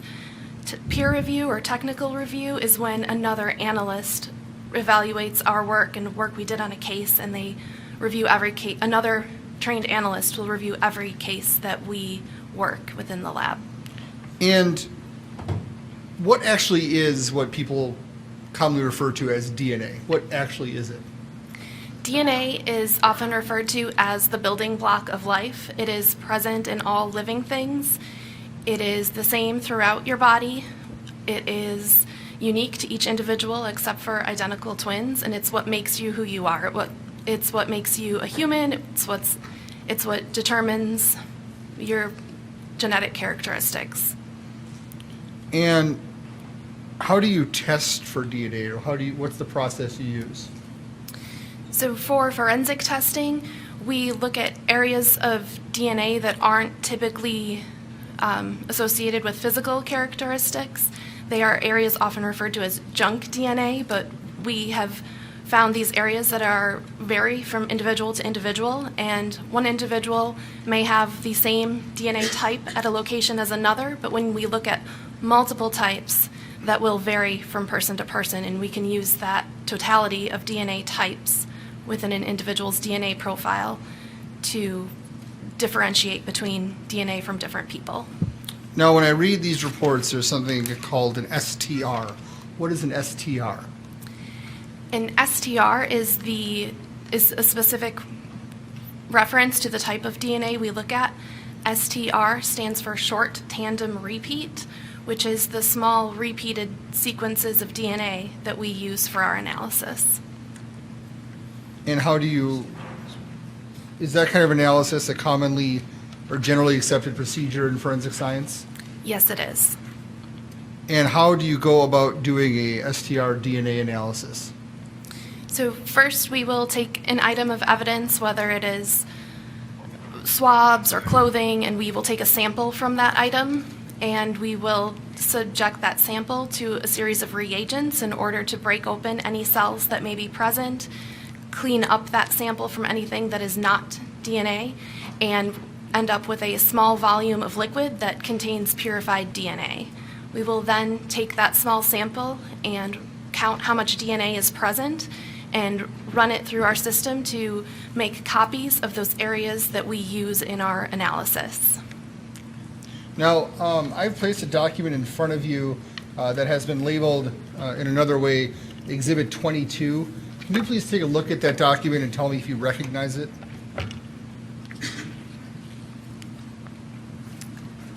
Is this the document? Yes. Okay. Yes, this is a copy of my confidential report of laboratory findings for laboratory case R20-2992, dated June 25th, 2021. And I can tell that it is my report because there is my signature on the first page and my initials on each subsequent page. So, did you review that report before coming to testify today? Yes. And is this, as far as you can, is this a true and accurate copy of your report? Yes. I'd like to move Exhibit 22 into evidence. Now, in this case, is this case related to the Kyle Rittenhouse? This report related to the Kyle Rittenhouse case? Yes. And what did you receive to test for DNA in this case? In this case, we received 3 sets of swabs from a firearm, 2 sets of swabs from an ammunition magazine, and 3 standard or reference samples from known individuals. What is a standard or reference sample? A standard or reference is a sample that is directly collected from a person, and we use that to establish what that individual's DNA profile is, and we can then use that for comparison to any questioned evidentiary profiles we obtain. And the 3 standards in this case you received from Joseph Rosenbaum, Anthony Huber, and Kyle Rittenhouse? Yes. Now, Kyle Rittenhouse standards is called a buccal swab. What is that? A buccal swab is a swab of the buccal cells, which are the inside of your cheek, contains buccal swabs. So these are basically swabs that are taken from the inside of a person's mouth. And the ones from Mr. Rosenbaum and Mr. Huber are dried blood standards. What are those? Dried blood standards are when blood is applied to usually a card, and then we can take a sample of that blood to develop a profile. So you can get the DNA from the dried blood. Yes. And you talked about swabs from a firearm and from some ammunition magazines. Can you describe how that process is done? Which part of the process? I'm sorry. What do you mean by swabs? Like, what do you actually receive? So in this case, what was received were envelopes containing swab boxes, which are small boxes that contain basically a wooden stick with cotton on the end, a long-handled Q-tip. And each of those boxes was marked as having been collected from a different area of either the firearm or from a magazine. In this case, there was 1 set of swabs marked as having been collected from a trigger, another from a barrel guard, and another from a pistol grip, and then 2 sets from a magazine. And what we do is we will cut off the cotton portion of that swab, and that is what proceeds in our testing to try to develop a DNA profile. So is it your understanding that someone would have taken that swab, swabbed the parts or the items that are listed, and then packaged it up and sent them to you? Yes. So it's being represented to you that the gun has been swabbed by these Q-tips? Yes. Or not technically a Q-tip, but. Now, did you find any DNA on any of those swabs? Yes. Where did you find DNA? There was DNA detected on all 5 of those evidentiary items. And what did you do once DNA was detected? I attempted to develop a profile from each of those, and then attempted to interpret those profiles and make any comparisons to those. Now, for the trigger swab, was there any DNA found from the trigger swab? Yes. And who was the source of that DNA? A single source male profile was obtained from the swabs from the trigger, and Kyle Rittenhouse is the source of that DNA profile. Now, the next finding is swabs from the barrel guard. Is that a part of a gun? Yes. And what were the findings on the barrel guard? The barrel guard contained a mixture of DNA, so there was DNA present from at least 2 people. This contained DNA from at least 1 male. And assuming that there were 2 people present, I was able to do a comparison to each of the 3 different individuals in this case. Would you like me to read those results as well? Let me ask you one question before you do that. You said you used a process or a procedure called STR mix. Just briefly, what is that? STR Mix is a software program that helps us to interpret DNA and analyze DNA profiles, and it also helps to perform comparisons to the DNA profiles. Is this the standard you use when there are potential mixtures? It is most often used for mixtures, yes. Is it the only thing your lab uses for mixtures now? We do, in certain cases, we do have, we can not use this software and we can do a manual interpretation. Now, what were your findings on the barrel guard? For the barrel guard, this was a 2-person mixture, and assuming there are 2 people present, we compared 2 different hypotheses or propositions or explanations for the data. The first explanation is that this DNA profile came from the person of interest in an unknown individual, and the second is it came from 2 unknown individuals. So in this case, there were 3 different persons of interest, which were each compared separately to that mixture profile.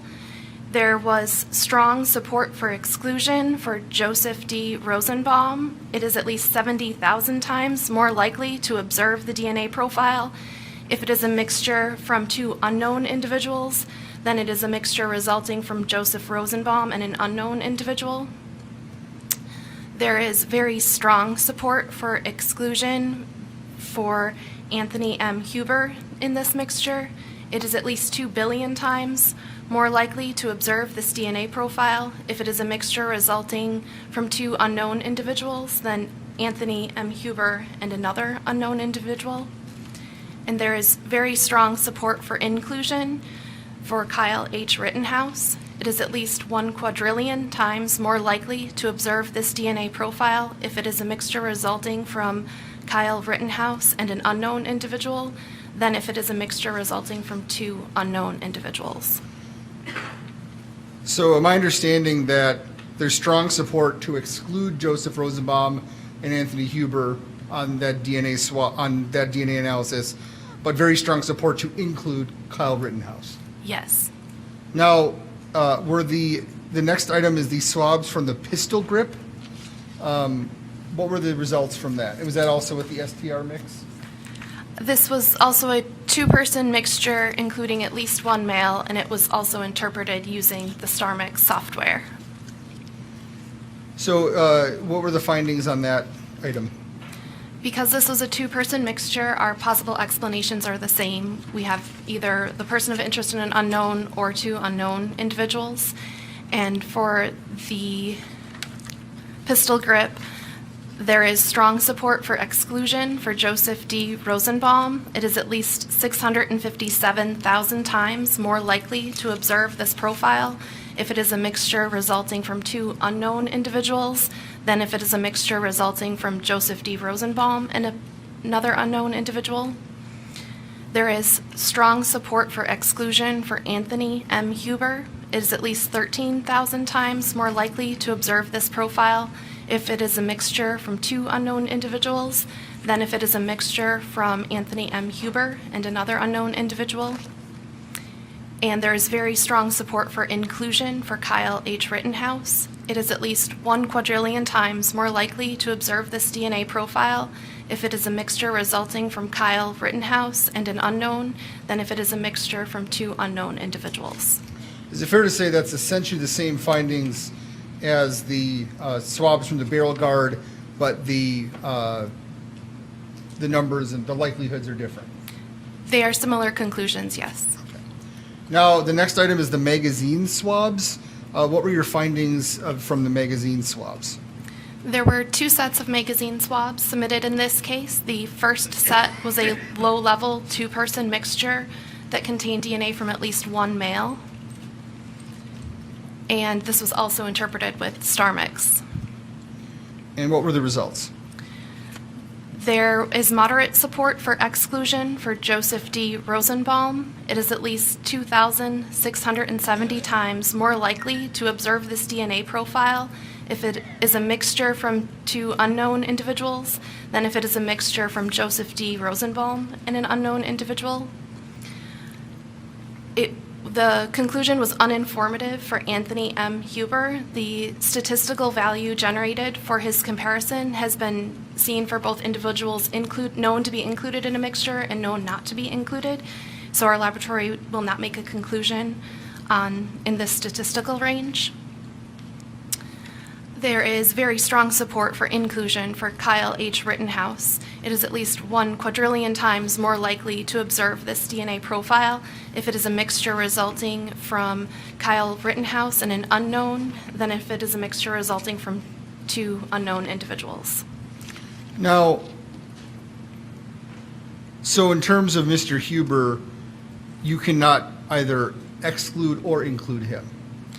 Correct. The amount of DNA present from the second contributor, and this is a low-level mixture, there was less information present, so we are less able to make a definitive answer one way or another. What is a low-level mixture?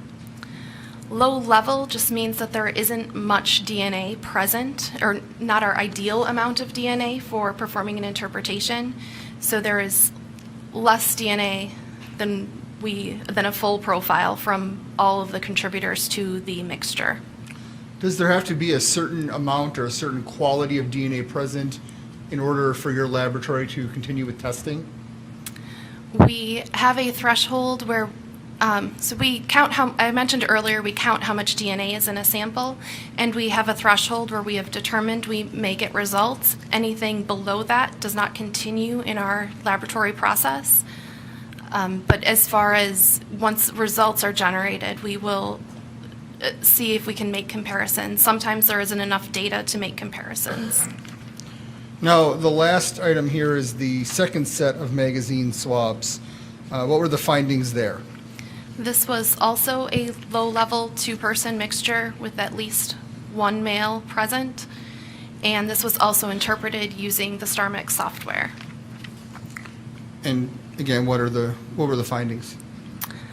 The presence of Joseph D. Rosenbaum's DNA within this mixture was uninformative. Statistical values in this range have been observed for both individuals known to be included in a mixture and known to not be included in a mixture. So we will not make a conclusion regarding his presence of DNA in the mixture. Anthony M. Huber was also uninformative. Statistical values such as those obtained for his profile are inconclusive, and we will not make a conclusion. And Kyle H. Rittenhouse, there was strong support for inclusion of his profile within the mixture. It is at least 874,000 times more likely to observe the DNA profile if it is a mixture resulting from Kyle Rittenhouse and an unknown individual than if it is a mixture resulting from 2 unknown individuals. What is touch DNA? Touch DNA is the term that is often used to refer to the DNA that is transferred to an item when a person touches or handles it. And is it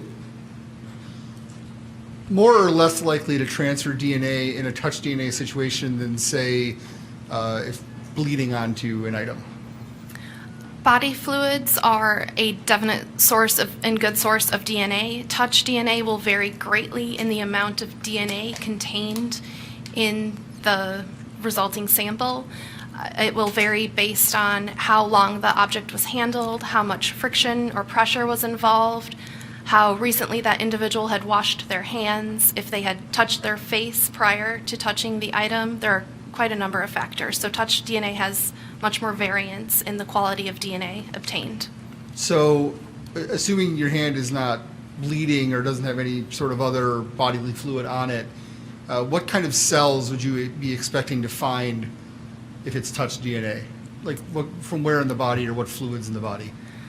Touch DNA is often from skin cells or transferred from, as I said, usually touching your face is the most likely source of DNA, or touching any other items may also be a secondary transfer of DNA. So if I touch this television here briefly, I may or may not leave DNA behind on it. You probably left DNA behind. Whether it was enough to be detectable via our methods is a different question. But if I sat here and touched it for a longer period of time, or if my hands were particularly sweaty, would it be fair to say that it'd be more likely there'd be enough DNA to test? Yes. Now, we in the courtroom have seen a video that shows Mr. Huber making contact with the firearm that was in question here. How could it be that Mr. Huber makes contact with the firearm and does not leave DNA behind? As far as leaving DNA behind or being detected on the samples we received, touch DNA, again, can vary. There may have been very little DNA on his hands when he handled that object. It may have been wiped away later. The sample may have been exposed to heat or moisture or undergone a duration of time before it was collected, and all of those things will limit the amount of DNA that can be detected. Is it true, let me ask it this way, does your lab have restrictions on what they will accept in terms of items for simply touch DNA analysis? Yes. And why is that, to the best of your knowledge? We have submission guidelines for touch DNA items. They are less likely to result in usable DNA profiles, and we will not accept touch DNA items on nonviolent cases. I have no further questions. Thank you. Cross-examine.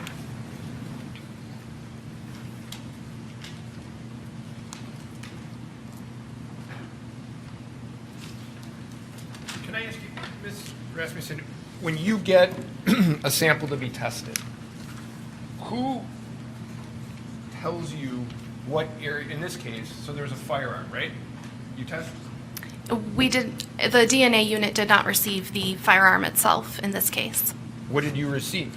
We received swabs that were collected from a firearm. Okay. And so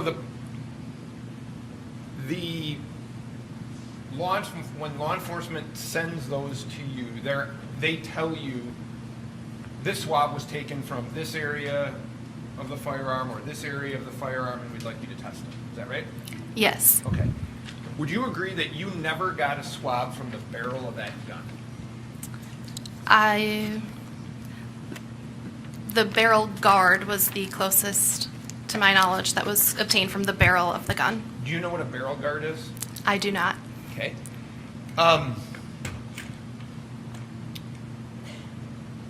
You'd agree, however, it's listed barrel guard. There's nothing on here listing barrel of gun. Correct. Okay.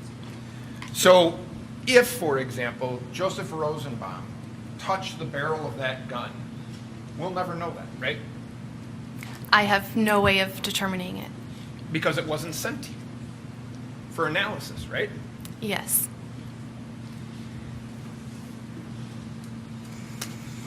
Now, Jim.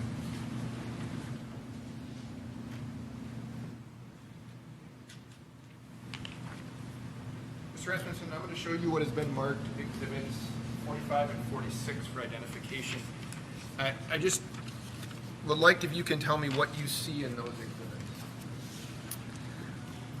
In Exhibit 45, I see a person walking the opposite direction of whoever's taking the photo, and a person on the ground, and there's an object connecting them. The person on the ground appears to be holding on to the object. Okay. Jim, can you tell me if you okay? No disagreement that the person on the ground is Mr. Rittenhouse? No disagreement that the person standing up is Mr. Huber? No disagreement. No disagreement that the object in between them is a firearm? No disagreement. Okay. So, Ms. Rasmussen, if I told you that person standing there is Anthony Huber, okay, that we agree on that, you agree that it appears Anthony Huber is touching that, and we agree that's a gun. You'd agree that Anthony Huber is touching that gun, right? Appears to be he's touching that gun?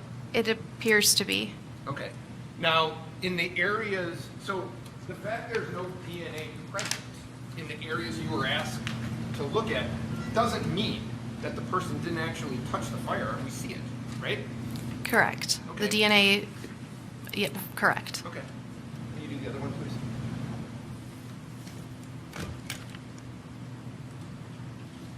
So if I told you that's a different angle, that's Mr. Rittenhouse on the ground, that's Mr. Huber holding skateboard, and that's a firearm, you'd agree it appears that Mr. Huber is touching that firearm. Would you agree with that? That appears to be the case. Okay. And so the fact that, I don't know where that is on the gun, but the fact that the DNA isn't there, and everybody thinks DNA is this thing that proves everything, you'd agree that we can see he's actually touching the firearm. What is your question?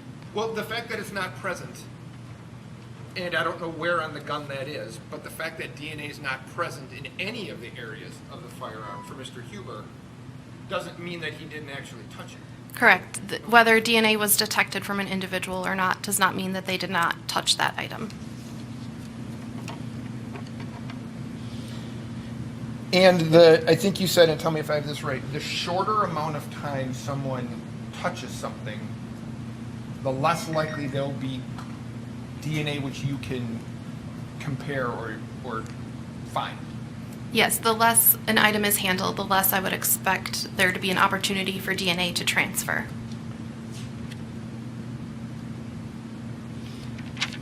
Was there ever a follow-up request by law enforcement to test any other areas of a gun, of that gun?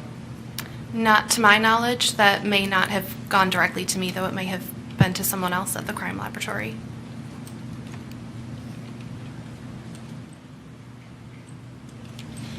Your Honor, I'm sorry, I don't remember the numbers. I'd move 40, is it 45 and 46 now? Yes. I'd move 45 and 46, if there's no objection. No. Steve, And I have no other questions. Thank you for your time, ma'am. any feedback? No. Let me step down, ma'am. I haven't heard anything about food, so we'll just keep. Mr. Mayor? Would you like me to leave this here? Well, here, We have it digitally that we'll submit. okay. Although actually, unless you need it, well, go ahead, do it. No, you can have it. We have No. 1,000 copies of it if you want it. Let's fight over it.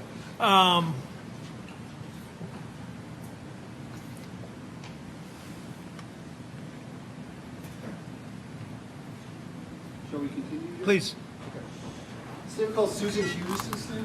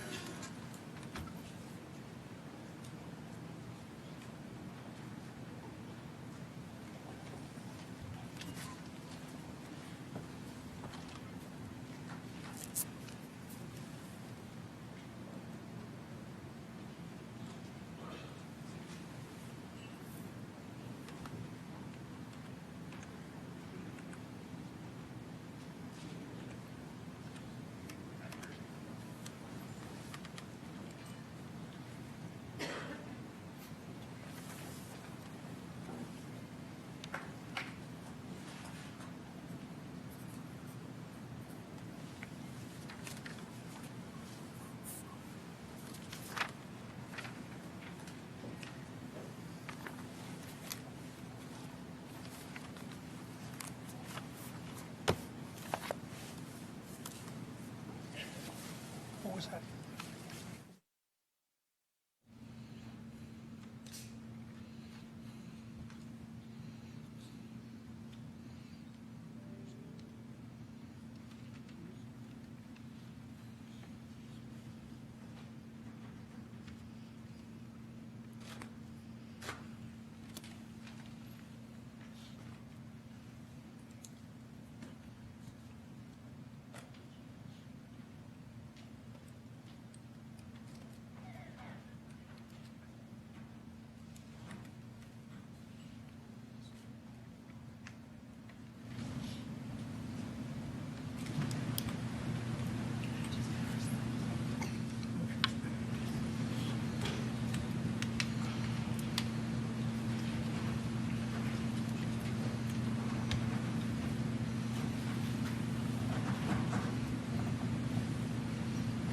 push that mic aside.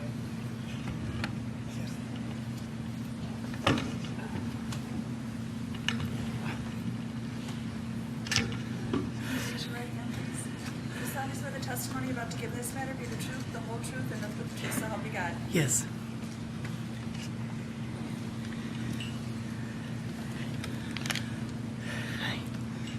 Ma'am, could you please state and spell your name for the benefit of the court reporter?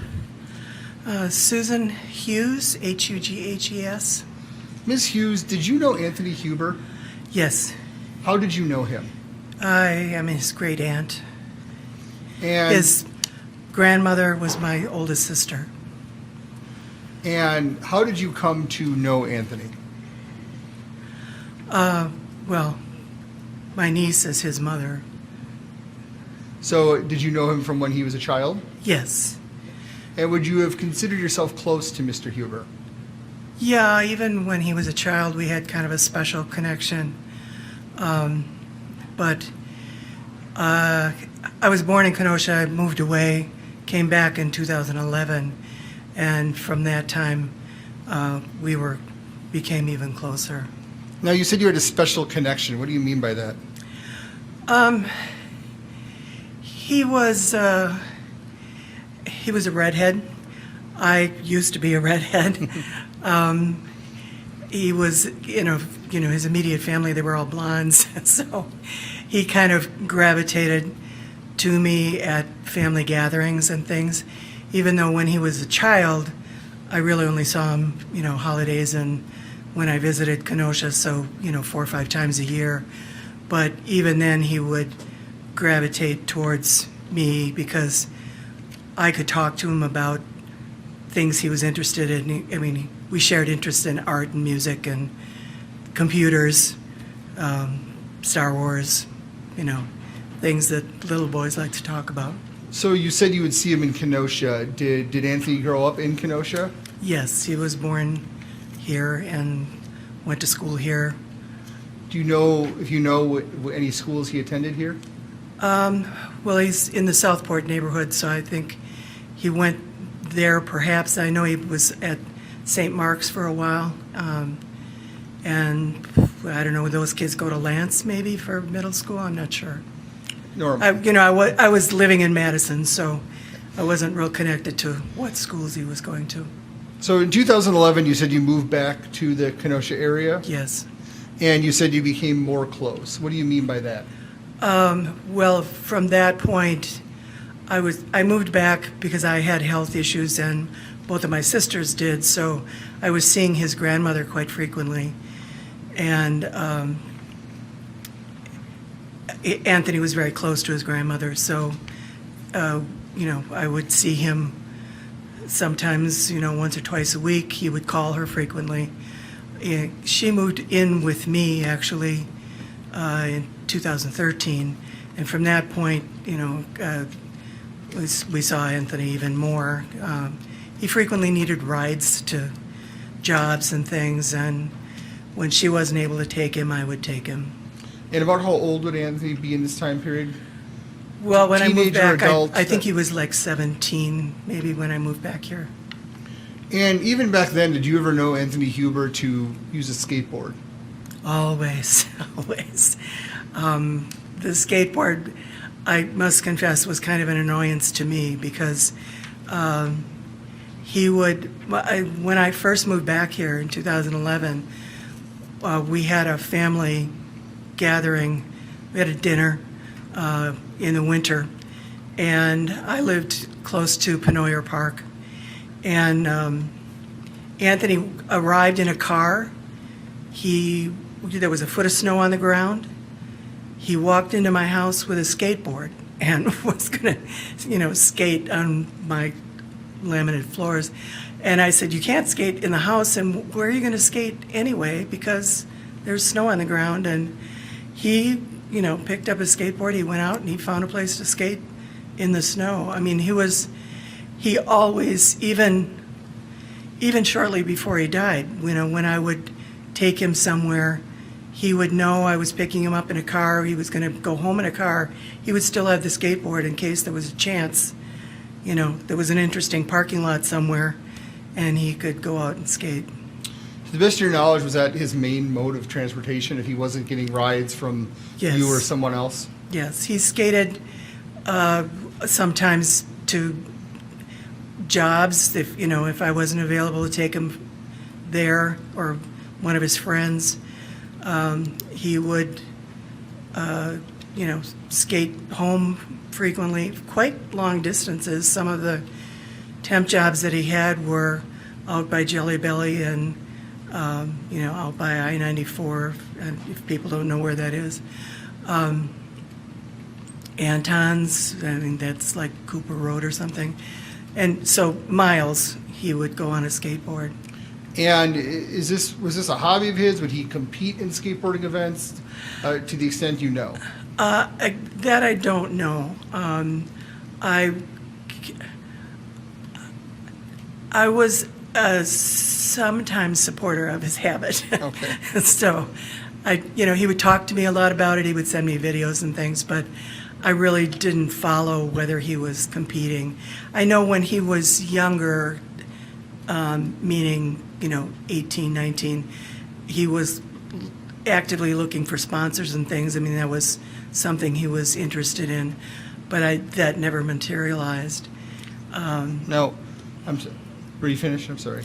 Oh, and I know that as he got older, one of his pipe dreams, he had told me, was that he had a vision for an indoor skate park downtown Kenosha, and So skateboarding was central to his character. Is that fair to yes, say? yes. Now I'd like to draw your attention or bring you to late August of 2020. Were you living in Kenosha at that time? Yes. And are you aware of the shooting of Jacob Blake and the events that followed that shooting? Yes. And during that time frame, did Mr. Huber contact you? Yes. And when's the first time did you guys have like daily contact, or how did this come about? Well, that whole weekend, a few days before, and then certainly after Jacob was shot, we had frequent contact during that period. And did Mr. Huber have any special interest in the Jacob Blake shooting or the events that followed? Yes. And what was that special interest? He told me that he knew Jacob. We had Anthony would sometimes want to go with me out to Petrifying Springs. There's a memorial bench there that is dedicated to my son, who Right. passed away. And after Jacob was shot, Anthony wanted to go out there with me. And while we were there, he told me he had known Jacob. I frankly don't recall how well he knew him. It just sticks in my memory that he said he knew him. That was the reason why we went out that day. He knew that Jacob had children. He knew, I remember him mentioning a few things about Jacob's life. Let me ask you a question. Sure. Did you know Jacob Blake? I did not. Now, so what day did you go to this? You said a memorial bench for your son? Mm-hmm. And was that someone that Anthony Huber was close to? Yes. And what day did you go to this memorial bench? I believe it was Monday. And that's when he told you about that he knew Jacob Blake, and you Yeah. discussed his feelings about the protests and all that. Yes. Do you know if he had gone out on any night to engage in a protest? I know he had gone. He had taken his phone. He told me he was just wanting to take some videos. Now, it's been established that Anthony died on the late night of August 25th. Did you see him anytime that day? Yes. Why did you see him? He stopped with Hannah late in the afternoon, maybe 3:30, 4 o'clock. They were on their way to do a lot of errands, and he stopped to I think I gave him some mail, and he was on his way to a cell phone store. Now, is this something that you would do? Would you occasionally give him money? Mm-hmm. And did he have a driver's license? Did he know how to drive? Yeah, he got his driver's license the day of his birthday, the Friday before. Okay. And who would go practice driving with him and things of that nature? That was me. You mentioned a Hannah. Who's Hannah? Hannah was his girlfriend. So, do you recall approximately what time of day that you saw Anthony that on August 25th? Like I said, I think 3:30, 4 o'clock. I remember it being later in the afternoon because we had a conversation about the traffic, and I reminded him he needed to get back in town before curfew. And then with that, did they depart? Yeah. And it was Well, Hannah. no, excuse me. Was that the? Can you repeat that question? Then they left after you said be back by curfew. Was that then Yeah. they left to go Yeah. to the store? Yeah. Or wherever they went. Was Hannah driving at that point? I think it was Hannah's car, but Anthony was driving. Now, we've seen video here, and you may have seen video as well, that Anthony Huber ran towards Kyle Rittenhouse. Well, Kyle Rittenhouse was armed. Were you surprised when you heard about that? Were you surprised by his actions? Sustained.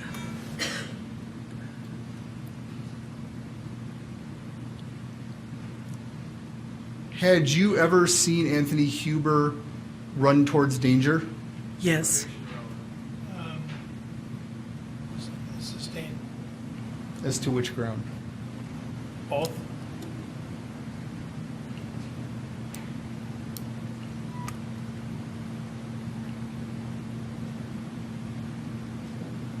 Well, maybe, certainly on the second ground. Habit or custom, We've heard nothing about having a custom evidence in this case. pardon me? We've heard nothing but having a custom evidence. I think I can rehabilitate. Well, first off, you don't need to comment on the ruling. Secondly, they're different rules. And we've been talking about this all along. There are different rules. Let's take a break. Please don't talk about the case. Lunch is here. And read, watch, or listen to any account of the trial. And we'll aim for about 12:30.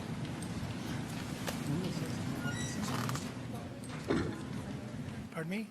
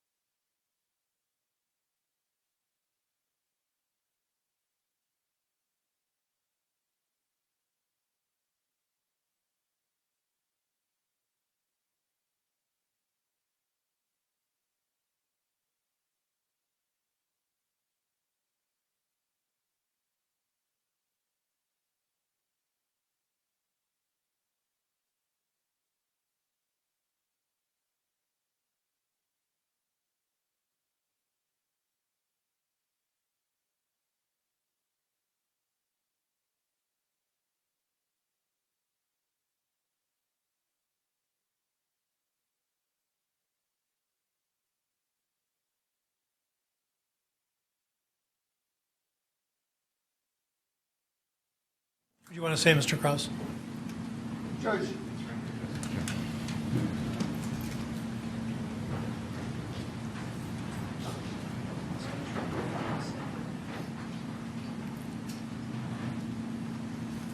Judge, I'd like to direct your attention to 90404 sub B. The character of the victim, offered by an accused or by prosecution to rebut the same, or evidence of a character trait of peacefulness of the victim, offered by the prosecution in a homicide case to rebut evidence that the victim was the first aggressor. We are rebutting the evidence and characterization that's been made both in opening statements and in cross-examination that Anthony Huber was attacking, being the aggressor against Kyle Rittenhouse for seemingly no reason. This is what the defense says. Do you want to respond? Well, the response is there's been evidence that Mr. Huber, while Mr. Rittenhouse was on the ground, struck him in the head with a skateboard. So I think that goes to, if I can here,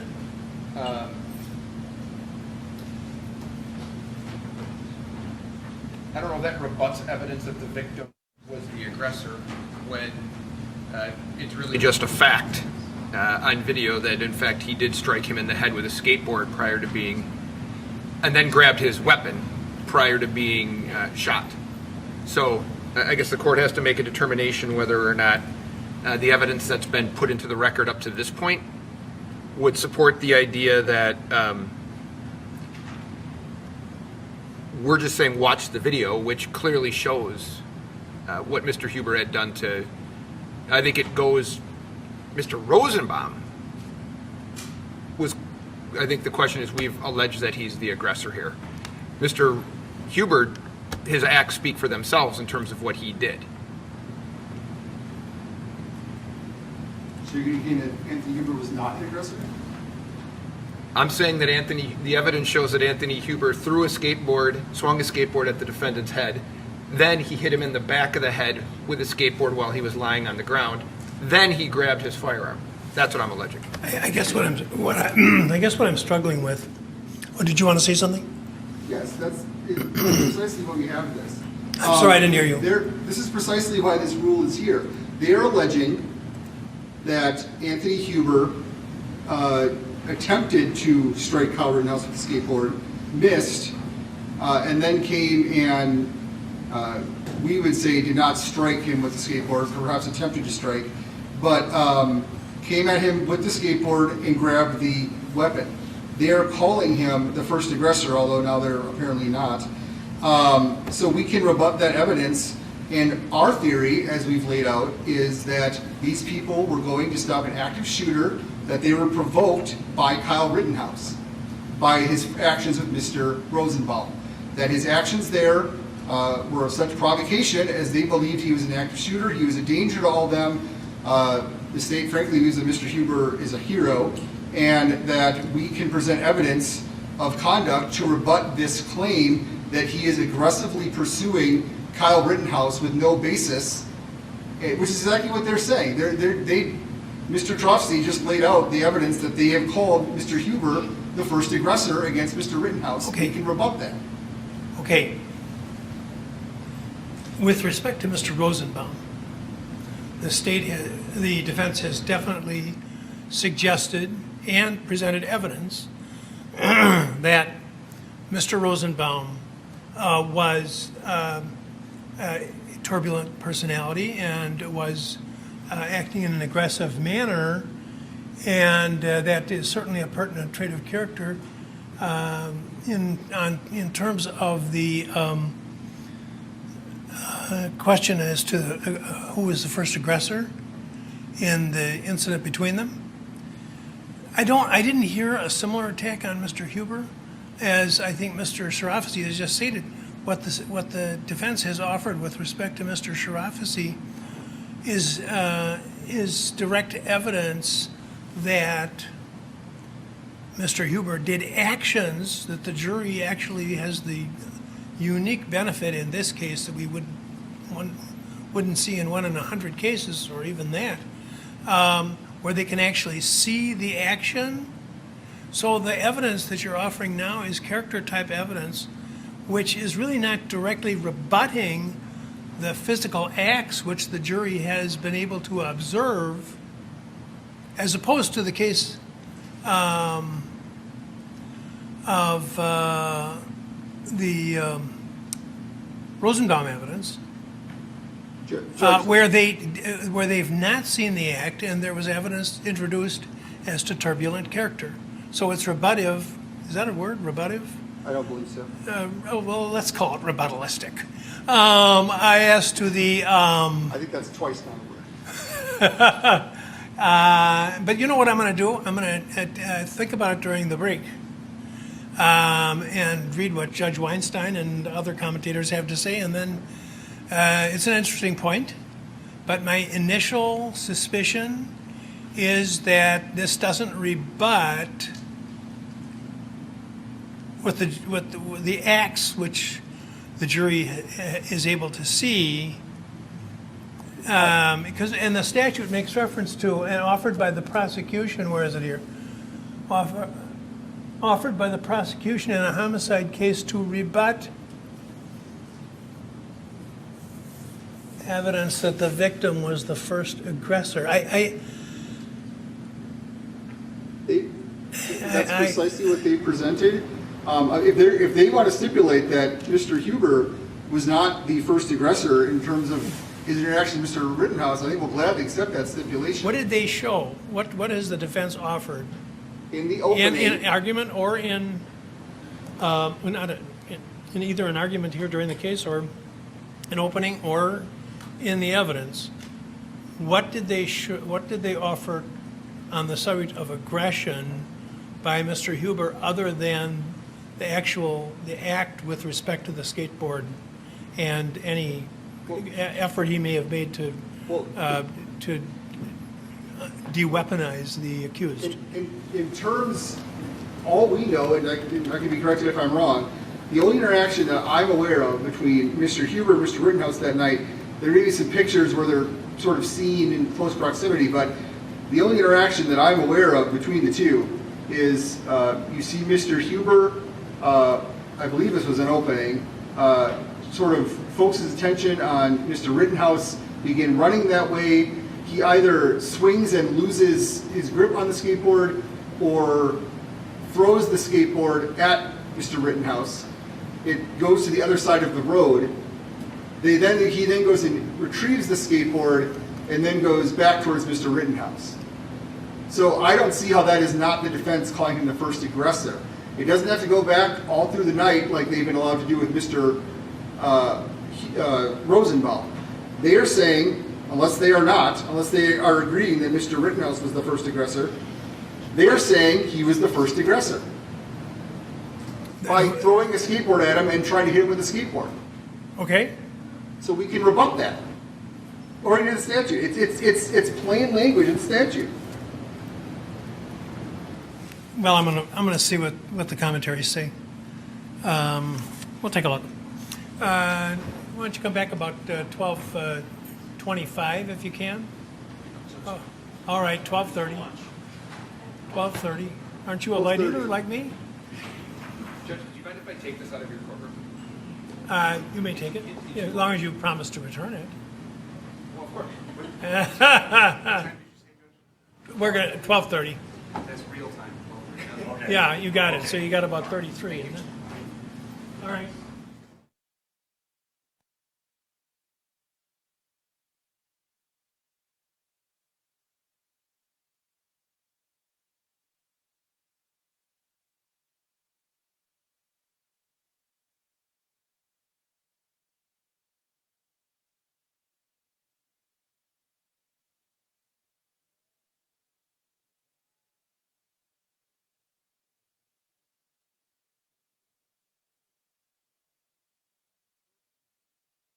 Appearances are as before. The jury's not here.